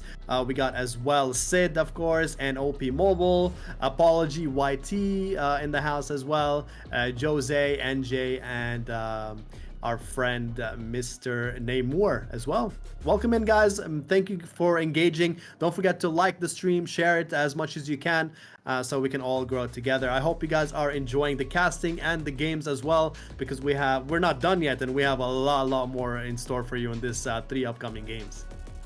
Absolutely. And like Zach mentioned, we are far from done. We have the 3 games today that will decide another set of 5 teams that will be moving on to tomorrow's finals, where the winners of the prize pools will be decided. All right. If you are within those teams that are qualifying for a prize, you're taking home US dollars and gold. So really, today's goal, once again, is to make sure that you qualify and move on to the next round. But tomorrow is where every single game counts, and our finalists will have to go through 5 games in which they'll have to perform their best to land one of those spots that will dictate their prize pool, and ultimately who's going to be the champion of this tournament, right? I mean, Zach, seeing things unfold, you think you have an inkling or feeling who's gonna take the bag of gold home? I'm starting to think about who may be that person, that team.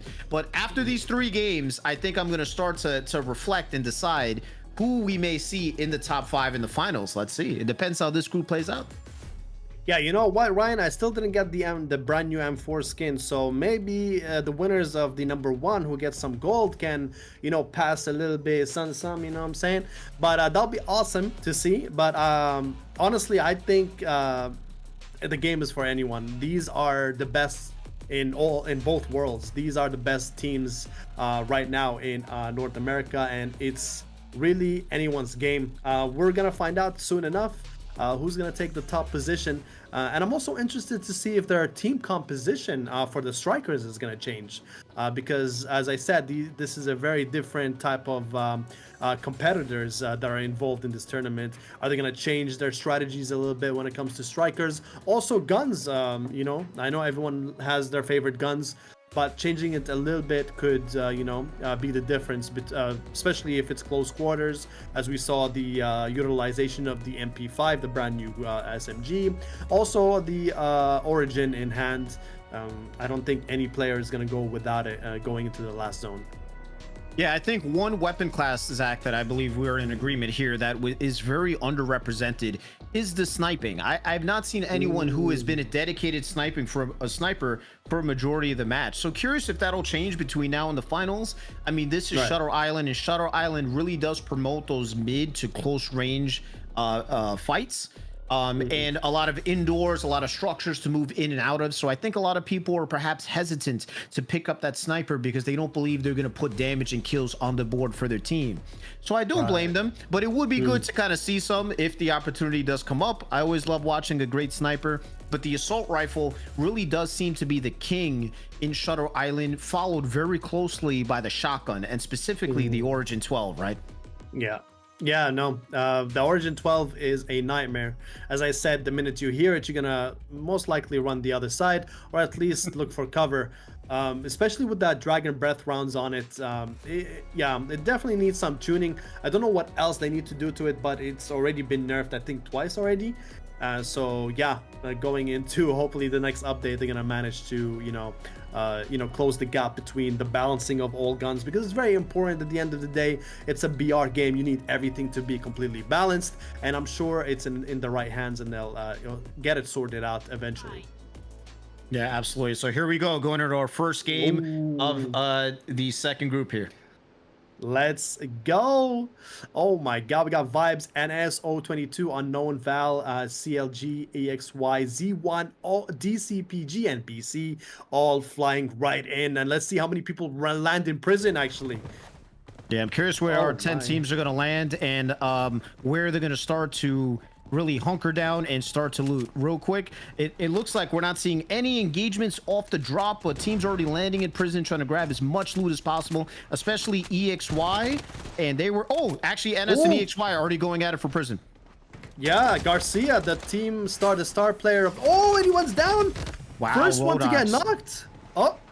Rodok's going down as well. It looks like he may have got third party, and then Nova Smoke causing damage. Yeah, Garcia's actually up. He might get revenge here, and he does. He's down again.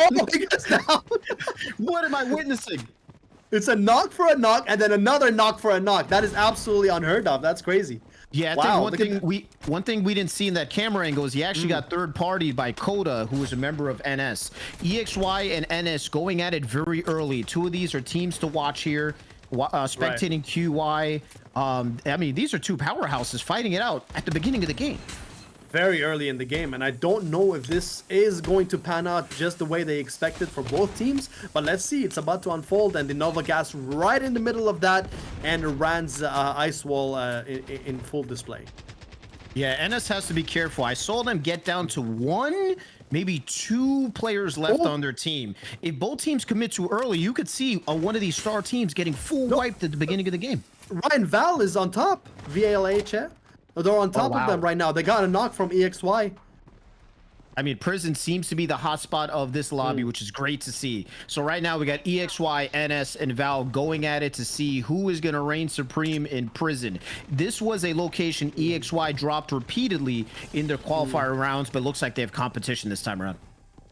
Right, yeah, 100%. The thing is now the positioning of this current situation. Do they push out and risk it and see if they can get a few kills out of that, or just, you know, stay in and assess the situation a little bit further? Because don't forget, Ryan, they have a team on top of them, and S is basically sandwiched right now.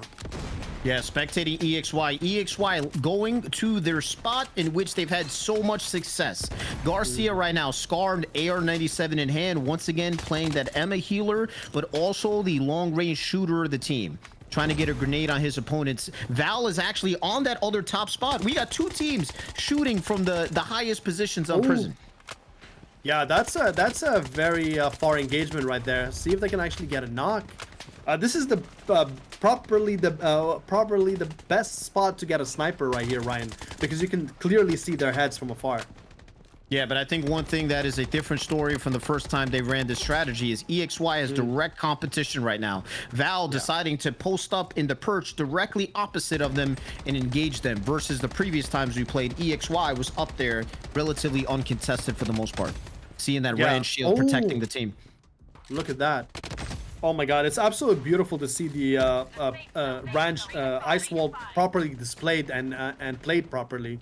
But a lot of players, you know, get discouraged to actually break it, but they can. It doesn't take too long to break it, and it will, you know, eventually, you know, expose the whole team behind it, because it's the only form of cover. Oh, they do get knocked right there. The X-Ray nice. Garcia. Getting another knock on that vault. Great job. Garcia deciding to push out and actually try to capitalize on this kill. No Mercy popping up. Did Garcia get him?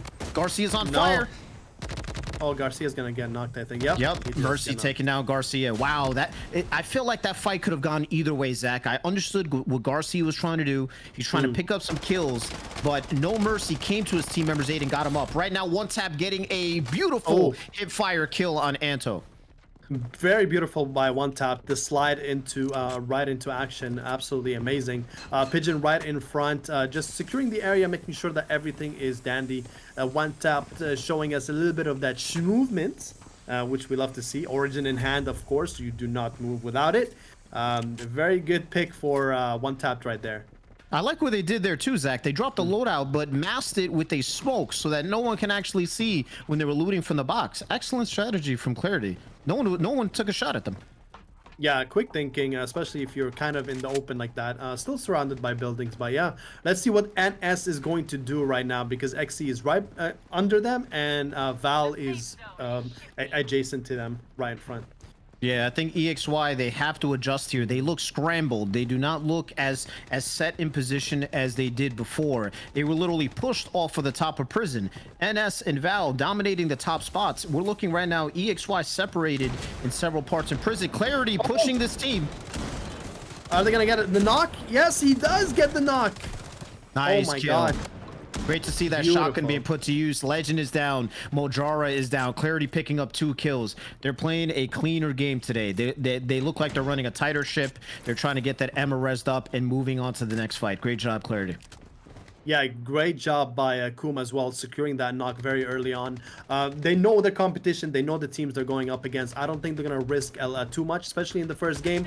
But yeah, they're playing very good so far as a team. Yeah, I love to see how some of the teams have made adjustments to how they played the first qualifier, and you're already seeing the results being yielded. I think right now EXY is having a little bit of trouble. NS is in the position that they normally dominates. We're seeing Garcia picking up a kill on Anto. Right now switching over to Val, and it looks like they may push Vibe in this building. Nacho wall deployed. Kennel's not. Bomb takes out Ben. That is a very, very courageous push right there. I mean, I know you are secured by that wall, but oh my god.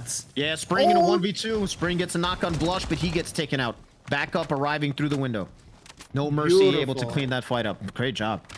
That was really, really beautiful by the MP155 in action. We saw Spring utilize it properly, but unfortunately he does get knocked in the process. Yeah, look at this building. We have smoke deployed, Nova smoke. We have a natural ultimate. Very hard to see what's going on. Kennel wrapping around the building. Kennel, is it 2 knocks? No, Mercy takes him down. Oh. No, Kennel. He was close. Let's see if he can recover by this, yeah. They can get him easily, yeah. Yeah, Kennel took out Blush, but he was trying to finish his enemy with the same clip, and No Mercy able to take him out. So the 1v2 is a little more than he can chew in that situation.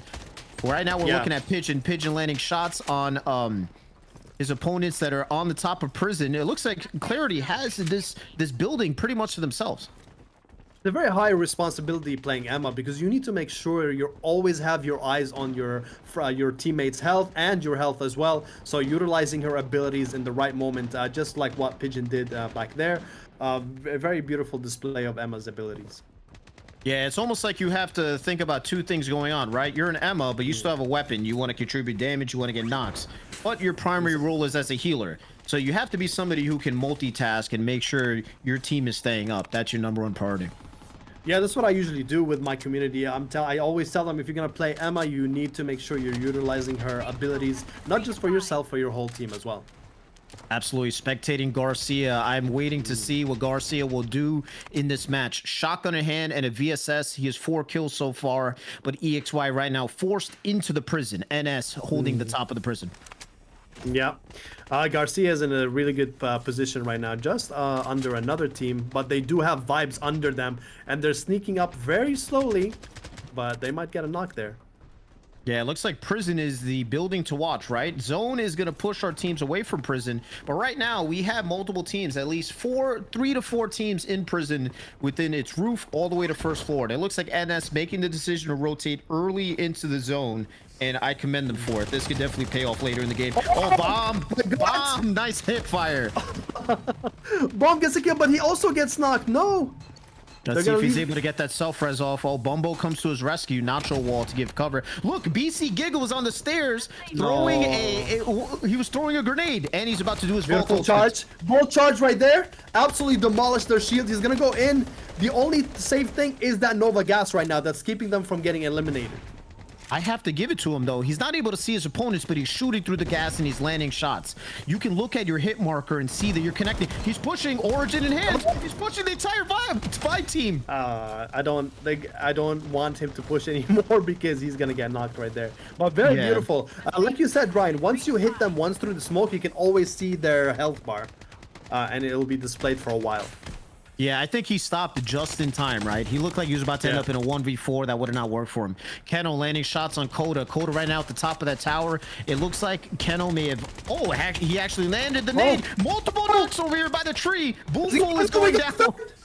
Oh my god, Keno's on fire right now. Let's go, Keno. I don't think NS knew he was there, brother. I don't think he knew he was there. Keno was in the right place with the scar. That is the perfect spot to be. When all of the teams have their backs to you, easy shootings, easy knocks. Great job by Keno. Beautiful play by Keno. Yeah, I agree with you 100%. Look at Vibe rotating along the edge of zone. Keno right now making use of a hip fire scar. He's got no scope, but it doesn't matter. He's landing shots. He gets knocked in the open on a member of Z1. Unfaded going down. Yeah, beautiful display by Vibe right here. Moving as a team, just being composed and ready to go. Let's see what NS is gonna do. Oh, beautiful nice jump shot right there with the MP155. Yep, he followed a legend, took him out too. Coda on fire, making use of that zero ultimate to literally fly above his team. His opponent is swooping in like Batman. Unbelievable. Team Vibe is on fire right now. Let's see if they're gonna clutch this. What am I watching here? NS Val, they're getting third-partied like crazy by the members of Vibe. Vibe saw an opportunity and they seized it. It looks like Spring walked into a buffet. It was free kills for everybody. He was just eating whatever he wanted. Look at him. He's got 8 kills on the board. Talk about making a decision at the right time. Chang right now landing shots in one tap. One tap has 3 opponents in front of him, and he gets isolated and taken out. Pigeon trying to land in on a safe spot. Oh my god, I think Pigeon is the last one. No, oh yeah, Pigeon is on the left side. Yup, Koom is down, Vibe Spring is down, Bumble takes out Pigeon. All the teams are intermingling over here. Oh, Chang is down. I think Vibes might be onto something here. Let's see. Spectating Keno. Looks like Clarity, One Tap, and Gator are back up. They're trying to hold that roof. Spring landing above them. Vibe and Keno taking on Gator and One Tap. One Tap is weak. Spring is down. Gator's down. This is a 1v1. The last one. Yeah, this is it. Keno versus One Tap. No, Keno takes him out. Keno takes it. Vibes for the win. Clarity versus Vibes at the very last minute. That is absolutely beautiful. Wow. Who would have thought it would have came down to One Tap and Keno? One Tap already taking so much damage. Am I seeing this right, Ryan? 28 kills for Vibes off the rip. 7 kills for Bottom. Bumble 5, Keno with an 8, Spring with an 8, and then second place is Team Clarity with 9 kills, Pigeon with 1, One Tap with a 3, Koom with a 3, and Gator with a 2. And in third place, BC Anto with a 3, Chang with a 3, and Jaswal with a 0, and Giga with a 0 as well. Wow, I have to say the amount of kills that are already present in this lobby are actually very high compared to the earlier qualifiers that I watched. I mean, the first team, a total of 28 kills. Bumbo, the lowest fragger on the team, is 5 kills, but still, you put up first team 8, 8, and 7. This is really going to put Vibe in a comfortable spot ahead. High kills, BR win. You can't ask more from your team. NS and Val also with 16 kills to their name as well, coming in 4th and 5th place. And then the 6th place as well, Team O22 with 2 donuts and a 1. Absolutely a beautiful display by these teams. You know, got me off surprise. Keno's positioning was perfect, and then Spring walking into that open buffet was just the highlight of this game. All you can eat day, everything was displayed right in front of him, and my man went to town. But you know what? It totally makes sense why they had the kills that they did, right? These Vibe members, I would love to have been in their voice chat to hear the call, right? The IGL is saying 2 teams are fighting here. They're on the rocks. We have an opportunity here for a splendid third party, and that's exactly what happened. Vibe rotating off the top of the rocks, landed on 2 enemy teams and cleaned up so many kills. Yeah, excellent job. That is a clear-cut case of seizing the moment and getting rewarded for it. I mean, 28 kills. Wow, what a way to put themselves ahead. Yeah, no, that was a beautiful display by Team Vibes. They found an opportunity and opening, and they seized the moment. Let's hope that they keep this momentum going into the second game, because they played absolutely beautiful. Team Clarity was a little bit unlucky, but they managed to get the second place, so that's not too bad. A little bit on the lower side when it comes to kills, but nevertheless they performed to their best of their abilities, and hopefully going into the second game they're gonna pick that up and even give us a better performance. But let's talk about Team Garcia having a standoff with Val on the very top early game, and I think they ended their standoff like going to the mid game. It was absolutely crazy to see 2 of the best teams going at it from the very start. Yeah, I mean, EXY, I think we started to see very early that they were trying to run a strategy that was very similar to what they did when they were first in the qualifiers, right? Land prison, loot up fast, taking the immediate contest, go to high ground, like I mentioned before. But in this match, NS contested them early and contested them hard, pushed them off of their position and didn't let them go back. We saw EXY for the most part having to hide and spread out amongst the prison area, which meant that they were never really able to get into the groove. So I'm curious to see where the point standing is going to be, right? Because they listed 8th in the placement points. Oh, wow. Let's see how this goes. Here we go.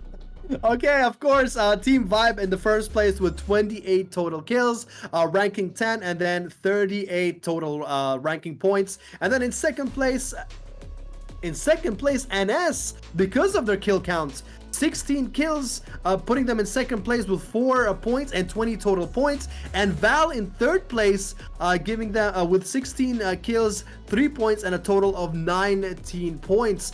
Team Clarity, Ryan, is in 4th place. It's because what we said, it's about the kills. It is. The kills were really the separating factor here. And I think Vibe's decision, once again, to execute that third party put him so far ahead of the competition, right? So we have EXY in 6th place. Zach, if I would have told you this at the beginning of this group's broadcast, you would have never believed me. So EXY, they're 1 point under 5th place. They really have the opportunity still within their sights to push ahead and get within the top 5. But this is not how their story went in the qualifiers, right? In the qualifiers, they won 2 games. Here, they're facing some really tough competition. I want to see how they're going to adjust to the situation. Yeah, that's you spot on. I'd want to see them like do things a little bit differently going into the second game. Maybe I'd do a little bit of adjustments within the team composition, change a few strategies here and there. But I think they're set on landing in prison.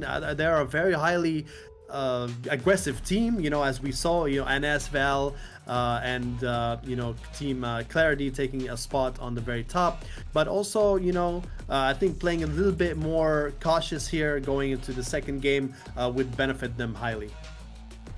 Absolutely. And right now, this is the first game in a set of 3. At this point, the teams have gotten exposed to their competition, where they're landing, how they're fighting, and how things are going to be. So the true test of a team going forward is these adjustments that they're going to make going into the later games. What we've seen in this group compared to the first one is a lot of the fights really took place within the prison area. Really, we had some fighting in residential area, but not as much as we did within the first set. And the zone ending up where it did, different than the first group of games. So let's see. I mean, right now you got NS and Val tied in terms of kills, 16 apiece. COG 9 kills, BC 6, but that Vibe kill count really did separate them from the pack. And I'm curious if they're going to look at that and say, guys, we're really ahead, we could take our foot off the gas a little bit, or they're going to say, let's go all the way and just try to blow this qualifier out of the water. Yeah, no, I agree with you. I think Vibe's performance, a lot of teams can learn from that, you know, just holding that position, moving as a unit, securing both access, making sure, you know, no one is going to third party from the left side, especially going into mid and the very end zone. And we saw them utilize that very, very well. But yeah, shout out also to Team Clarity. They did excellent getting the second place, but unfortunately just not enough kills to put them in the second or third place. But of course, Garcia doing what Garcia always does, absolute laser at the very top of that roof, still securing one of the highest kills in the games with 16 apiece for ES and Val.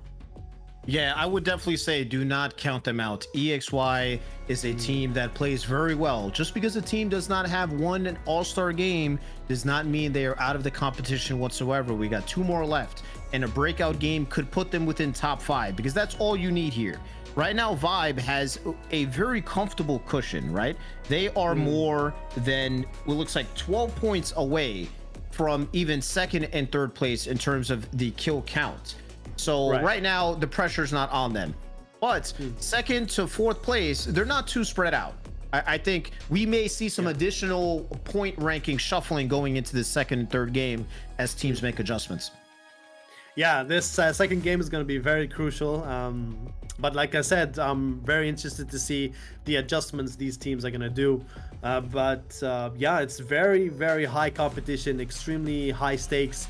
And they all know what they signed up for, and they're all game. Every single the top 5 teams are locked in, and they want their team to thrive and get that, you know, top 1, top 2 position going into the second game. Yeah, and I think for me, an awesome finish to that game was watching that 2v2 that happened at the end, right, between Vibe and Clarity. It really just came down to a 1v1. Keno versus One Tap after Vibe Spring landed on the roof and fought One Tap and his partner. They were able to take Spring out, but Keno came just in time. One Tap was in the corner trying to get a heal off, and then Keno did not give him the space to get that heal off and taking him out. Sometimes, some matches, that's really what it comes down to. 1v1, 2v2, the last player standing takes the BR win. Yeah, that's exactly what happened. You literally wrote the script to that. Absolutely beautiful display from both teams. Yeah, I'm so, you know, excited to see what's gonna unfold in the upcoming games. And it was very interesting to see as well. I don't think I've seen a single sniper play in that game. Everyone was rocking an AR with a you know, a ×3 or ×4 scope. Scar was in full display. Everyone looks like they've loved the Scar, the CAG as well, the MP5, and of course the Origin was, you know, the dominant factor towards mid to last game as well. But yeah, no, honestly, kudos to all the teams. They did fantastic. But yeah, let's see the adjustments they make going into round number 2.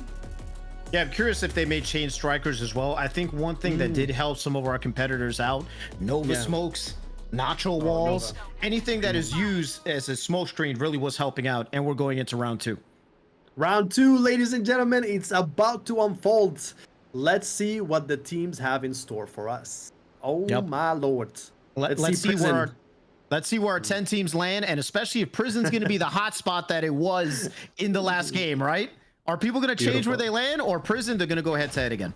Did you notice, Ryan, where Vibe landed? Absolutely outside of the map, almost to the very left. Oh, oh my god, XC is already... Early fights immediately. Whoa. Oh my god, we did say calm down, guys, but gee. Yeah, it looks like EXY and NS going head to head again. We're seeing a rivalry over who is going to dominate the height on Prison. And this time, EXY may have gotten the better of that contest. But Garcia landing back in. Coda right now teaming up with Booful, getting shot at. These guys are wasting no time. They're going head to head. May the best team win. Yeah, EXY is on full display right now. NS is trying to see if they can pick from the very top. They're not getting chased. Oh, Garcia going up top rope, and he's getting knocked by Coda. My boy, you're very aggressive. I do love you, but you need to chill out. Yeah, Coda made him pay for it. You saw he threw the thermite at the ground. He was ready for the push, and he made Garcia pay for it when he got to the top of the rope. Yeah, that's putting your team at risk. Like, you see what happened now? They're all shattered. They're scattered apart. That is... and of course, I'm not just targeting, you know, Garcia, but regardless of how good of a player you are, that is not somewhere you want to, you know, go up, knowing it's a very narrow way and you can get knocked easily. And this is QY getting knocked. Yeah, Coda right now with an awesome position. Coda getting, I saw him knock 3 members of EXY from this top spot, making use of the Vector and primarily the Scar. He's literally looking down on all of his opponents. Brett getting up. Is he going to get knocked again? Brett gets a spec, and he's knocked off for the top. Yeah, Garcia, I think, is the last member of the team. Very bad positioning for them right now. But they're trying to, you know, get back together with the redeployment. They're hunting them. They want them. They're not letting them go. They have to be careful. EXY could be on their back foot here. NS looks like they want to close this out. They're chasing Andrew and Garcia to the beach. Coda landing right next to him. Yeah. 1v1 on the beach. Coda getting the best of it. Coda's on fire, and he gets taken out. Who did he get shot by? Garcia? Oh, 22, I think, or one tap from far. Oh, Clarity is actually taking them out. What am I watching? Pigeon and Gator getting 2 third-party knocks on members of NS. What looked like a fair fight is getting unfair very quick. Clarity's arrived at the scene looking to pick up kills on NS and EXY. I don't blame them. 2 top teams in the lobby. Yeah, Clarity is actually, you know, capitalizing on this situation, knowing what 2 of the top teams are going at it and picking their shots accordingly. And they managed to get 2 knocks out of it and 2 kills, which is absolutely amazing.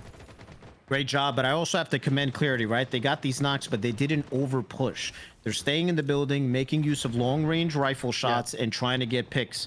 It looks like a team member of Clarity was downed in the street. I don't know if he's gonna be able to get back up. Down, yeah, and I'm sure like One Tapped is yelling at him right now. Why are you in the open? Yeah, he may have tried to maybe get a better angle, but he paid for it. Right now, Clarity rotating along the edge of that zone. Coom landing shots, but he gets taken down as well.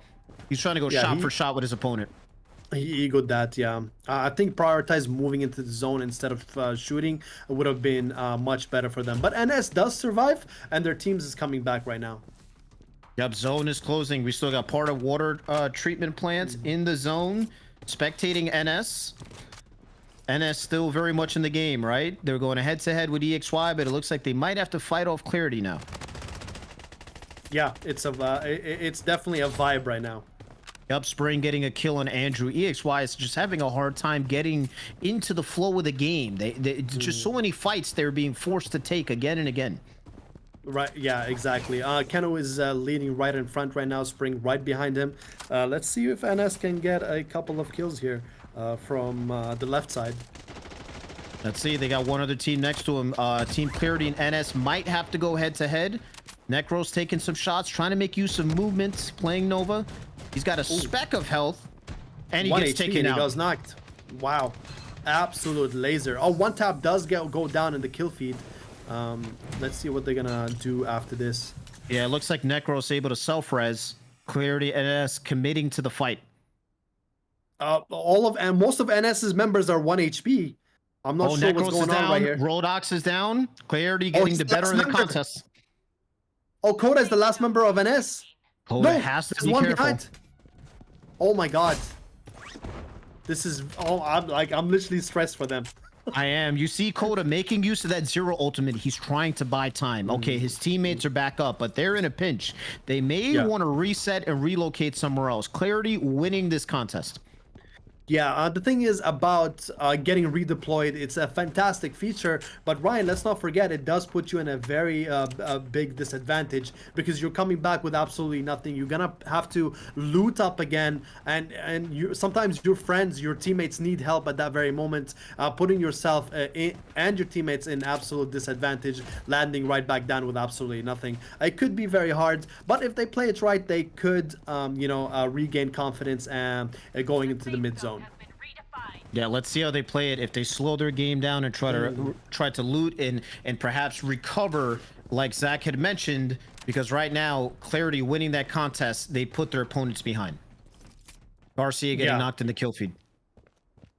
Okay, Vibe is vibing up on that rooftop right there. A really good position.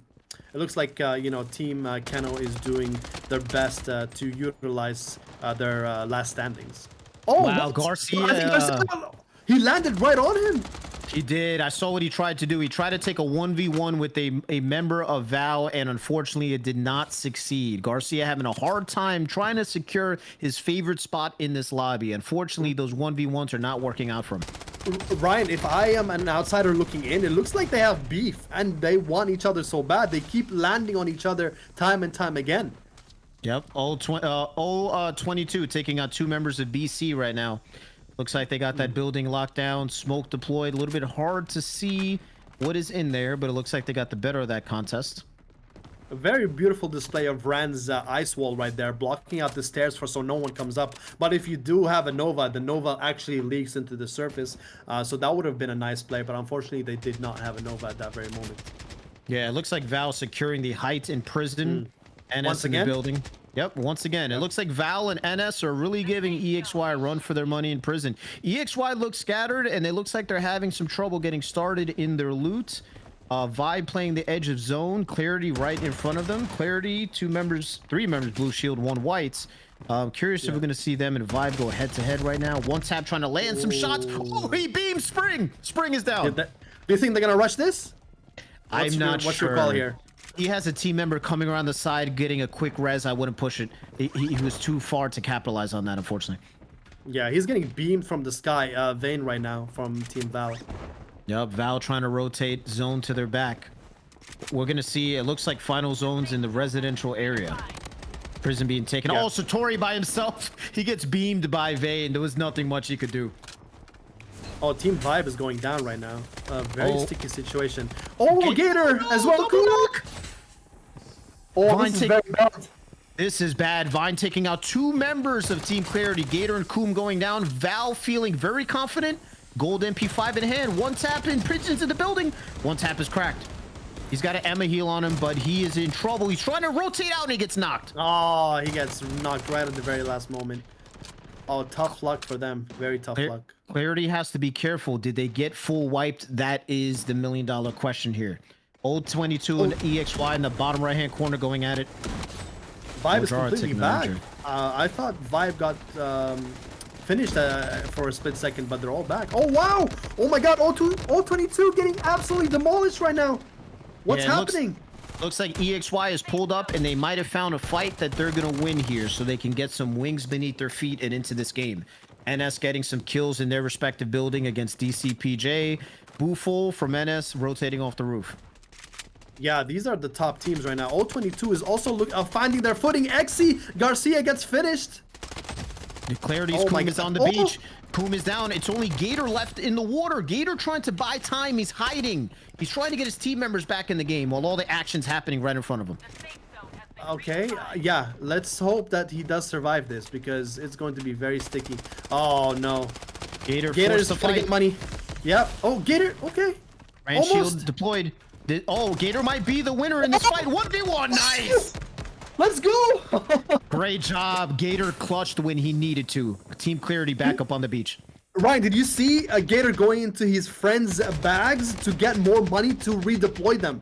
Because he had no money, I think. So he went, he got money, he redeployed and won his 1v1s. Fast thinking by Gator. He did exactly what his team needed to do when their back was up against the wall. Team Clarity, they're still in the game. They have another life to live. Oh, beautiful display by Gator. Well done. Val is pushing in right now. They're looking to engage maybe with NS on the right side, but they do have Team O22 right in front of them. Oh, Z1 is on top too? Oh, Z1 is out. Yeah, unfortunately, I think that's the second time I've seen Satori just completely isolated. Not much he could do. Completely outnumbered. Vayne right now has 9 kills. Look at that kill count. He's doing a great job.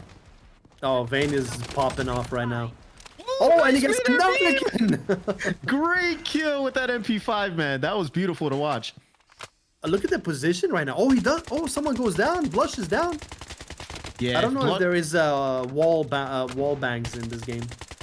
I don't believe so, but if he were to res, he's going to get beamed. NS Necros playing as Nova, throwing his ultimate. He overthrew it a little bit. It didn't land where he wanted to on that ledge. Yeah, yeah. Let's see what they're going to do after this. NS with the Origin, of course. Necros is pushing in right now. See if he can get a few knocks on the side. One tap gets absolutely knocked from that window. Necros is in a dangerous position right now. He can third party 2 teams fighting in that building and no one even knows he's there. He's pushing up, trying to get the finish, and he takes out Gator. 2 knocks. Is that a 3rd knock? Oh, he's down. Pigeon takes him out. Pigeon gets him. Yep. Wow, close call. Great job, Pigeon. He saved his team. That could have been a full wipe. Yeah, that could have been.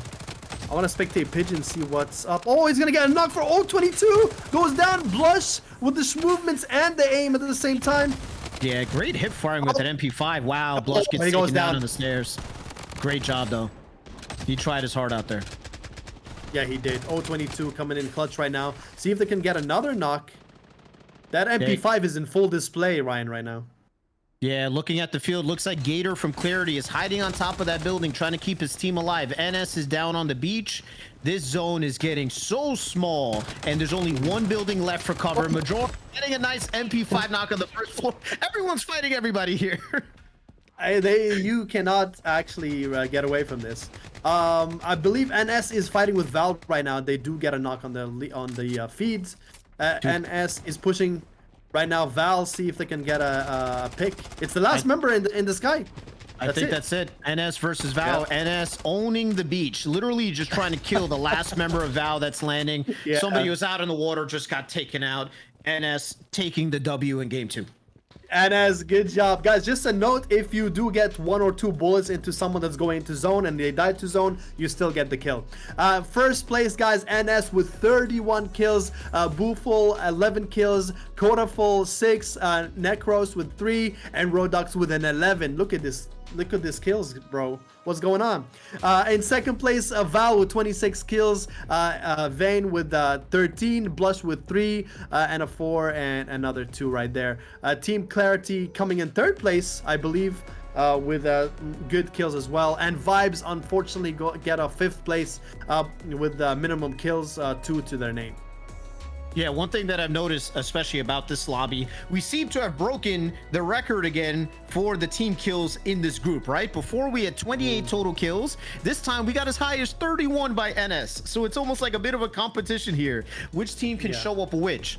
But one thing I've noticed immediately about this point spread in terms of kills, Zach, is the top 4 teams are dominating in kills, really spread it apart from the rest of the pack. And I think we're going to see that in the standings. The top 4 teams delivered just in raw kill counts for their teams. Once again, EXY landing in 8th place.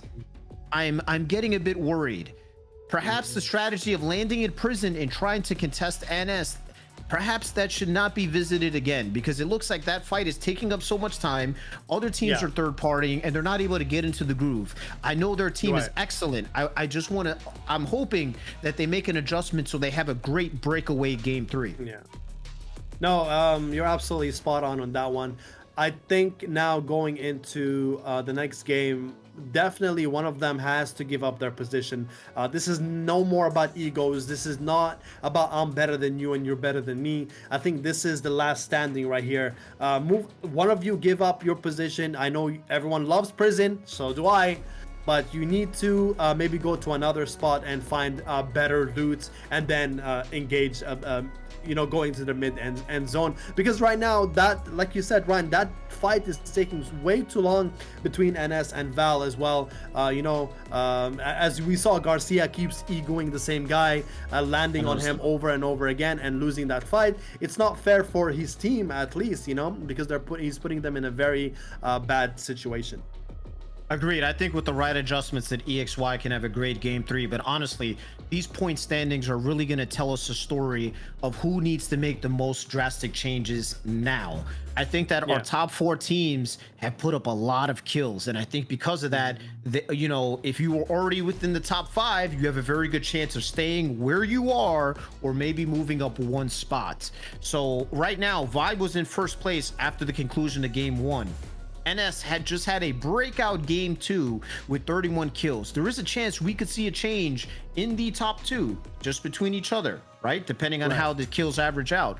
But the point standing is going to be really the basis for what teams need to look at and make their next changes. Yeah, this is going to be very interesting to see the points accumulated and calculated at the end of this. What's your pick, Ryan? If you would guess who's gonna be taking the top 3 spots, once the points sheet come out. Top 3 spots. Okay.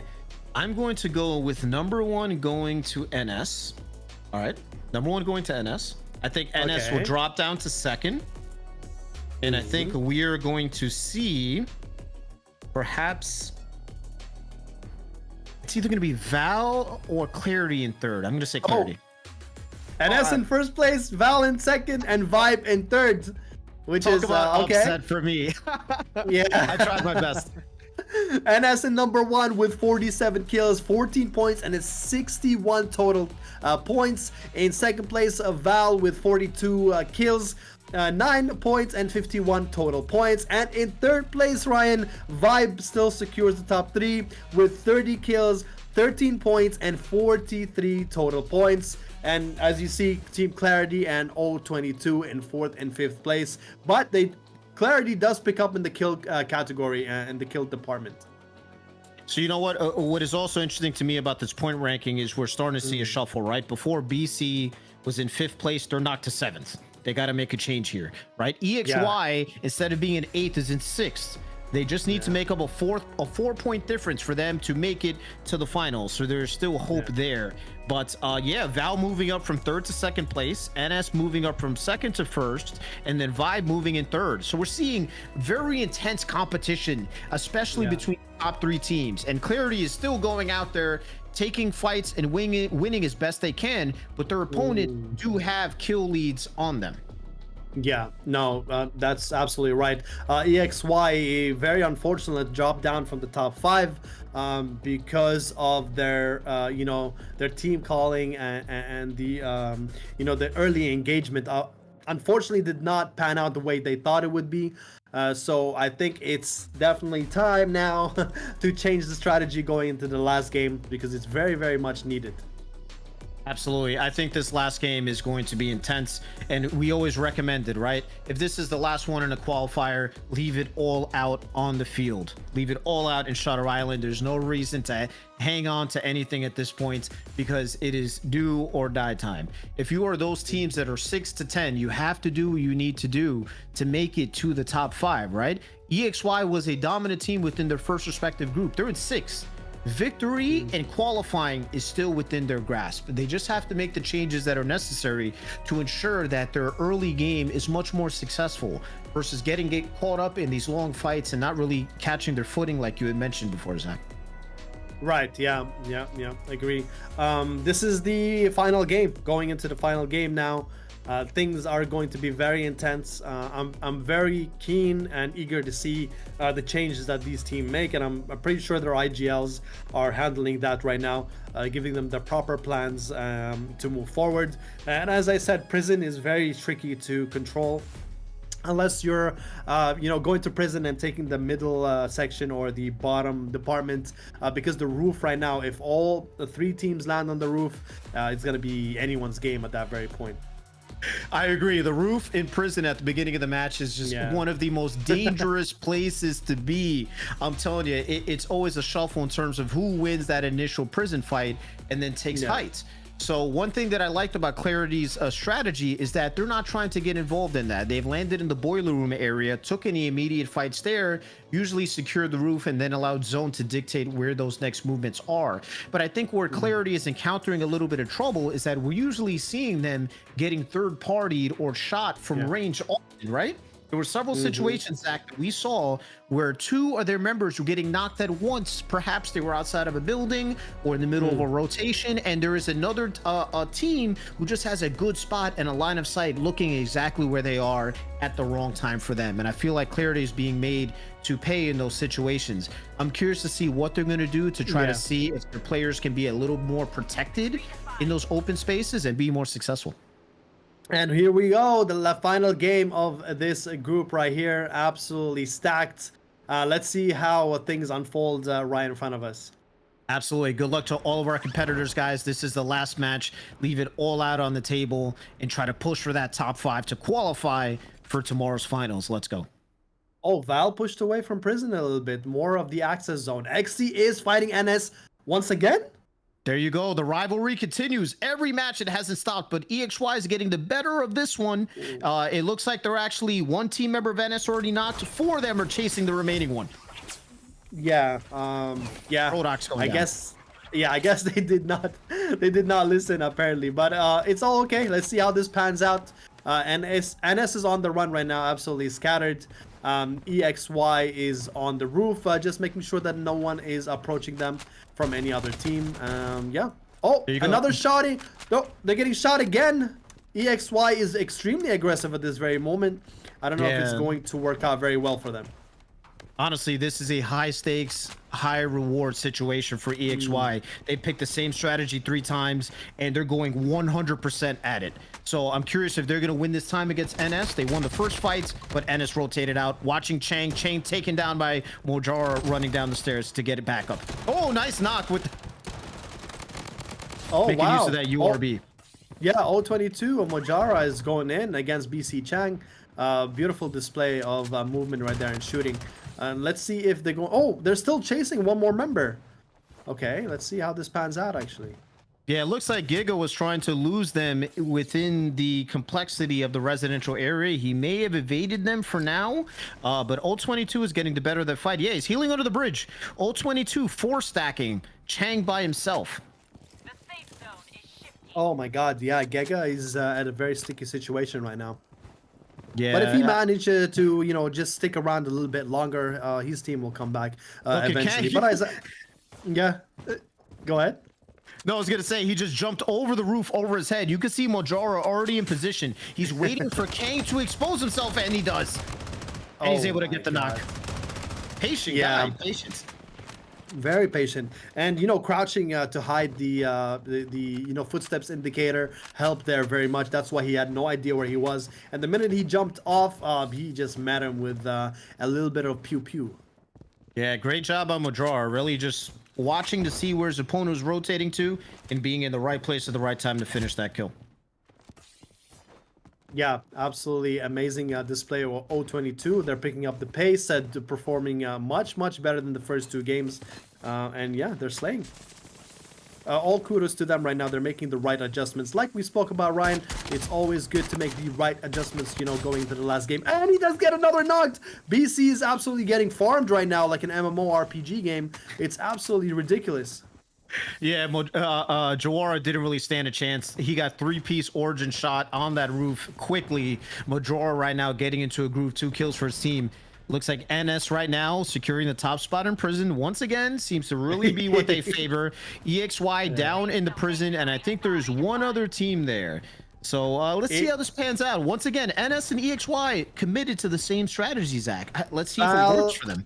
NS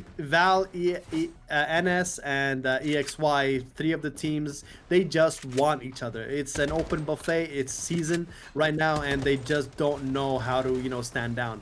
Whoever's gonna eat first, who's gonna eat more, I guess we're gonna find out. Oh my God, Val from the back. EXY, is he gonna get knocked? He going down. What did I just see? Yeah, you saw Breck trying to drop that Ran ultimate, and it worked, but his opponent was already over the top, and he finished them off. That member of Val landed at the right time to pick up 2 kills on first floor prison. It's like trapping yourself with a tiger, and there's no way out. He did. He Wow. accidentally trapped himself. Vayne right now is on a roll, hunting down members of EXY on the first floor. QY going down. Garcia's down. Andrew is down. Is there any member of EXY left? Yeah, oh my God, Vayne is on a mission today. There is something up here. He really wants to rack up them kills, and he's doing just that. Did he almost killed himself? NS Necros. It looks like they made him in the case, right? His shield disappeared. I thought for a second either he naded himself or somebody sniped him. Yeah. But he's trying to peek down in the first floor prison, trying a third party, but it looks like the fight ended. So he's not going to be able to make anything of that. Yeah, another display of the Scar and the AK hand in hand. Oh, Coda is about to get another knock, maybe on Garcia. No. Who took him out? Turn on him? Did he turn on him? I'm surprised that happened with that speed. Bomb taking out Garcia can't catch a break. He got shot up, got down, res, got put down again. But you're right, he got turned on. Somebody looked back at him and put him down so quick he couldn't respond. He got turned on so quick, and you can only see his head, which is extremely impressive. Yeah, very good shots from whoever was able to turn on and get that spectating bomb, Scar in hand. Right now, he's actually doing really good right now. Oh, Team Clarity just on top. Is he gonna get the laser off? Emma in full display, healing right away. Oh, they do have a member that's got knocked. Yeah, spring down. Pigeon being made to over peak. Pigeon has to be more careful because Bomb had line of sight. The second Pigeon came out to try to push that fight, he got taken out on the rocks. Oh my lord, what is actually happening right now? Oh, Koom is about to get knocked. Those lasers from NS from far away. That Scar is absolutely lethal in the right hands. It has almost 0 recoil. Yeah, you can see NS playing patient, dominating the high ground on the prison and trying to land distant shots. Clarity has to be careful. They were made to pay in previous matches, just like this. Is this comeback? 22. Is this comeback for BC? Are they gonna get their get back? Is this it? Because they've been farmed by all 22, and they're coming back for it. Yeah, you got to give it to Chang. He's solid. One clip. He threw the nade for the full kill finish on his opponents. We might be seeing round 2 of BC versus 022. Look at this nice head glitch. He's landing his shots. Oh, beautiful, beautiful lasers right there. The Nova Gas in full display as well. Right timing for it as they approach team 022, and BC is about to engage. Oh, he is the last member of his team, I believe, or 2 of them.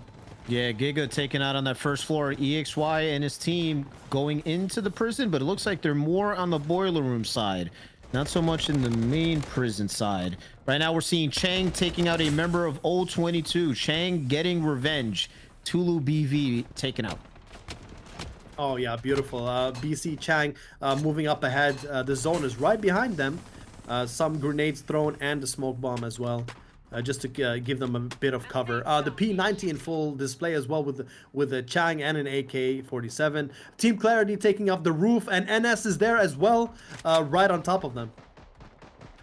Yeah, so it looks like Clarity is actually in the prison, which is unlike some of their earlier games. Right now, it looks like they're square in prison. NS on the top. EXY, they actually have, okay, they're still in the game. I was worried they got eliminated before. We're spectating Andrew, but it looks like they've been pushed to the edge of zone. EXY, once again, they're having a hard time getting into the groove. They're taking too many individual member kills. They need to get together, get some weapons, and get back in this contest. They're getting shot at again. Andrew is down. Breck is down. He just self-resed. Oh my god, Andrew in a very horrible position and gets himself knocked, unfortunately, from the back. BC as well is getting chased right now. 022, Mojara takes out Anto. Oh my lord, what is happening? It's kill after kill. Those two teams wanted each other from the very start, and they got it. I'm telling you, these two teams in this lobby, I think they're the only ones that are killing each other. So I want to see which team actually comes out on top. Giga with awesome shots over this ledge. Majora is knocked, and he's trying to dodge some third-party shots coming from the top of the hill. Maybe from Clarity Coom that's up there. I'm not sure. The trees might be in the way covered. Yep, Coom is up there with an AR-97 throwing shots down on the side of the road. I don't know if this is by choice, the M4, but he looks like he's rocking it. But let's see if he's going to switch to any other gun. M4, absolute beautiful laser, but very weak in the damage department, unfortunately. Let's see if he's going to switch up. Gego with a Scar as well, pushing him forward, but he's very low on health. See if he gets a heal off. Oh, wow. Giga's in a trouble spot here. He's getting shot. Had to go in to pop one bandage, but he's not even half health. Switching over to Val, no mercy. In the processing zone. Oh, yeah, this is gonna... Oh, my God, look at the map, Ryan. This is absolutely bunkers. Look at that. Everyone is in that same spot right now. Yeah, we have not seen a zone in this group that is pulled to processing zone. So, processing zone, you have to be careful. Teams can land on the roof and make it very hard for you to shoot them. EXY Andrew going down. Coom going down. Yeah, Buful, NS is pushing the pace now a little bit. Buful is going on full display right here. Getting the MP 155 and... Oh my God, Tulo gets absolutely destroyed. Yeah, Unfaded got the better of that contest, 1v1 in that hangar. You got separated, and Unfaded made Tulu pay for it. Buful ADSing, but the Nacho wall's in his way. Clarity on the other side of the Nacho wall. Yeah, really good Nacho wall right there. See if Buful can get another kill. Oh, one tapped. Can he see him from that angle? I'm not very sure. But let's see if NS is going to push forward. Oh, 2 members of Clarity are down. Oh. 3 members. Only Pigeon is left. Nades and rifle fire are being thrown at him. NS is trying to fully close this out here. Gator tried to get up and he got put down again. Clarity has to be careful. Are they full wiped? Oh my God. This may have been a full wipe. I think so. Are they? May have been. I'm going to keep an eye out to see if any of them are still alive. I think they got pinched in the basketball court. Vine currently down. We're seeing teams going head to head in these buildings. Oh, Vibe is going in right now. Team AXY and Val lost 2 members simultaneously. Let's see if they're going to push forward against Team Vibe right here. Yeah, zone is getting smaller and smaller. 5 teams left. BC making it much later. Oh, absolutely lasered my by God. Robots. Great job. And look at him. He's using the ice wall so he can get even higher in his perspective. Yeah. Not only that, and he gets also extra armor, so it's very hard to get headshots or like body shots on him, especially have that extra armor with the Ran ice wall. But right now we see BC going in with the Origin trying to secure the position right behind Vibes. Will he actually secure a knock here or maybe not? Oh, there we go, Vibes! Dude. And S is down! Yeah, Necros ended up separated from his team. 3 members of Vibe on him. Really not much he can do there. That is beautiful display by Vibes. Moving together, making sure everything is in one spot. And as getting shredded from the back. Wow! Rodox getting revenge for his teammates. Nice job by Rodox. But Buful, I'm curious if he's going to get that res off, and he couldn't. He got up, zone put him down. Yeah, unfortunate circumstance for him. But NS is getting lasered from both sides. Vibe is focused on them right now. Oh my God! Oh, MP155 coming in clutch. Let's see if he's going to get a knock right there. We saw that Volt ultimate going off. 3 teams left. Vibe in the dominant position here, pushing NS. This could decide who wins the lobby. Rodox getting chased. He's got a speck of health. MP5 in his hand, taken out by a shotgun. Beautiful display right there. Another member is going to land right on them, giving them a free kill, maybe? Maybe not. Spring taken out. No. Wow. He actually did not go down without putting a fight. Last member of NS on top. It looks like NS was able to redeploy on top of the roof. Vibe has to do something to keep the momentum and the pace. Can they even get to that roof from where they are? I'm not sure. Zone might be closing out the staircase. Yeah, that is the problem right there. But what they can do is charge up that Volt all the way and make sure that they don't have any armor coming down. NS, of course. Excellent suggestion. I think we have a 4v... No, we have 7 people in the lobby, so it's a 4v3. Someone is still... not come back. No, actually 6. There's 6 people left. There's 2 members of NS, 4 Vibe. Can Coda and Rodox pull off an upset? Rodox got a sniper in his hand. Yeah, both of these guys are absolute lasers, but let's see what they can do from this roof. They have to move. They have to move.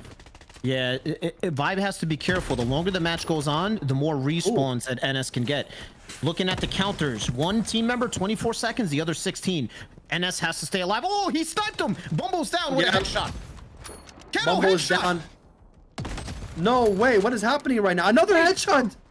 Is that gonna win this game, NS? Godox is on fire. He's trying to use that ledge as cover. Bomb on the ledge. He's trying to push. 1v1. Oh, he pushed him. Oh, Vibe takes it. Vibe wins. Vibe takes it. Wow. Oh, wow. They shot a body right there at the man. very end. Absolutely crazy. My Insane. heart racing in that finisher. Oh, look at the kills difference as well. Ryan, Vibe with a total 19, Bomb with 9, Bumble with a 3, Kenna with a 3, Spring with a 4, and in second place, 27 kills for NS, Bullful with a 9, Koda with a 5, Necros with a 1, and Rodux with a solid 12. And in third place, we got EXY with a 7, 3 kills for Garcia, 1 kill for Break, QY 1, and Andrew with a 2. Was Rodox the highest kills that we've seen so far? Wow. Fourth place, BC with 13 kills, and in fifth place, Val with a total of 9. But that is Rodox the highest, the top striker of this entire series with 12 kills? I believe so. Yeah, maybe That might very well individually. be the Yeah. case. Wow. Clarity ending up in second place with 6. Yeah, Clarity ended up in 6th. Pigeon 3, One Tap 2, Coom 1, and Gator 0. But wow, what did you think of that final game? I mean, there were so many upsets and just clutch moments and situations that did not play out the way that we initially thought. But what a finish. Vibe did what they needed to do. They won the first game, they won the third game. Without a shadow of a doubt, they're within the top 2. The only 2 team that I think is safe right now is Team Vibes and NS because of the high kills and the positioning. So Vibe won 2 games, if I'm correct, and then NS had one of the highest, if not the highest kill count in the majority of the games. So those 2 teams are safe. I can almost guarantee that. The rest is gonna be it's gonna look like a shuffle. So I don't know who's gonna be in 3rd, 4th, and 5th going forward.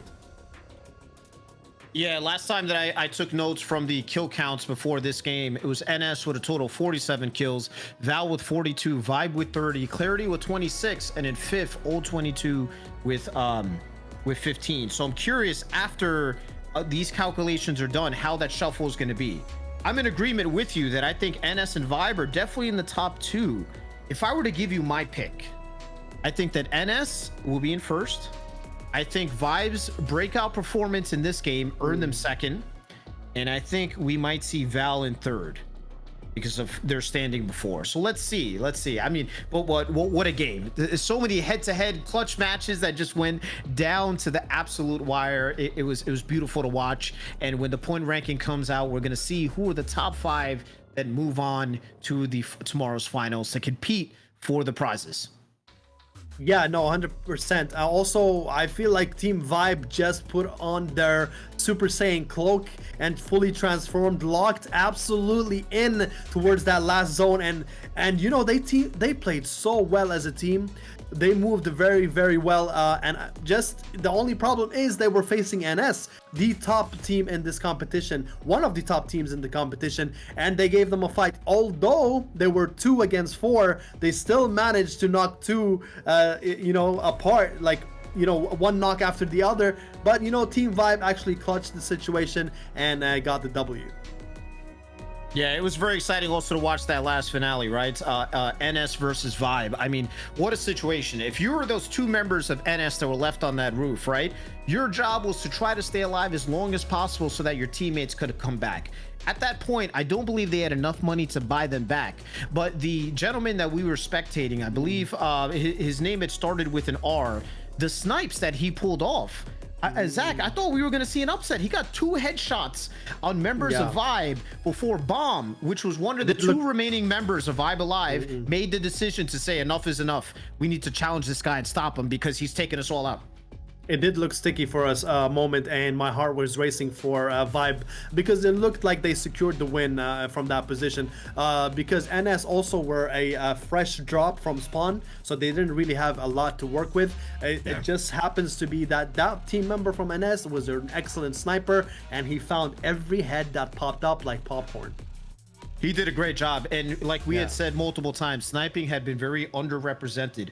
But when you're spawning into a match and you're in the last zone, you have very limited options, right? The Kala sniper must have been one of the weapons that he picked up on the ground, is in the immediate vicinity, and he was landing awesome shots. If the bomb did not challenge him the way that he did to put him down, they may have bought enough time for his team to come back and maybe cause an upset. Oh, I think here are the final standings. Here we go. Oh my god. NS is first place with 74 kills. NS in the first place with 74 kills. Sorry, I'm trying to process this. 20 points and 94 total points. Vibe in second place, 49 kills with 23 points and 72 in total. And Val in third place with 51 kills, 12 points and 63 total points. What am I looking at? Look at NS, Ryan. This is absolutely crazy.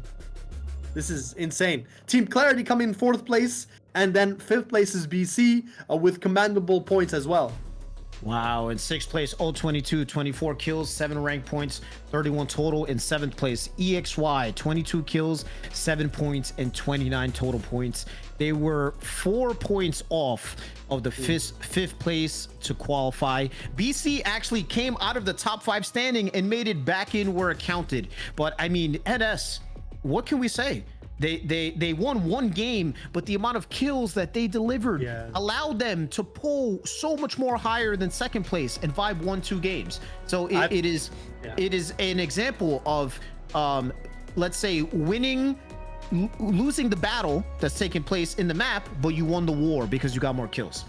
I think EXY, Team XL, is going to beat themselves up in the locker room right now. Absolutely horrendous mistake they made to keep on challenging the same team over and over again.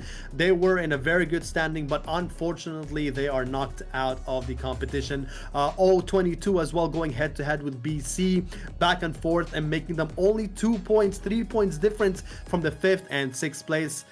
This is unheard of, actually. You know, Vibe Vibe, out of all the Team Vibe played the most consistent. They did, and it shows. They have the highest rank points in the entire lobby, so it shows. They won 2 games, highest rank points, most consistency. But once again, the reoccurring theme that we've seen in the Bloodstrike Elite North America's tournaments is that kills have been the deciding factor. If your team goes out there and get the kills, even if you don't win, you can still pull ahead and win the lobby, win the entire series. Yeah, no, I definitely agree with you there. You know, proud of all the teams in the top 5 and everyone else that was included. Really amazing fights. Engagements was top notch. Really good display with movement, skill, and IGLing all together. But yeah, definitely NS Vibe you know, stood out. Team Clarity, you know, managed to secure the top 4. Played also very well in the last game, and you know, secured a few kills to their name. But yeah, no, bravo and excellent to all the teams. Absolutely. So once again, guys, thank you to all of our viewers and our competitors that participated in today's group, whether it was the first group or this last group that we just finished. And shout out to the teams that qualified, right? So in that first group, we had Bloodlust, D1, XF, AUA, and S9. And then in the second group, NS, Val, Vibe, Clarity, and BC, right? These teams are moving on to the finals. From there, that is where every game counts. They have 5 games to prove who is the best of the best within their region of the tournament. And every match is going to count there, competing for the prize pool of money and gold. Yeah, no, 100%. Also, I want to give a shout out to our lovely viewers in the comment section. We got Black Ace, number 1 Revenant, Ratley as well, Trash Panda. I want to say thank you to Gent Cold as well, Andy Vortex, Coom, and Sweep. Thank you guys so very much. We love you all, and thank you for supporting the chat and enjoying the games. And we'll definitely see you tomorrow. All right, guys, we'll see you for tomorrow's finals. The live streaming of today's tournament is coming to an end. Thank you guys for being here, and congratulations to all of our winners. Goodbye. Take care.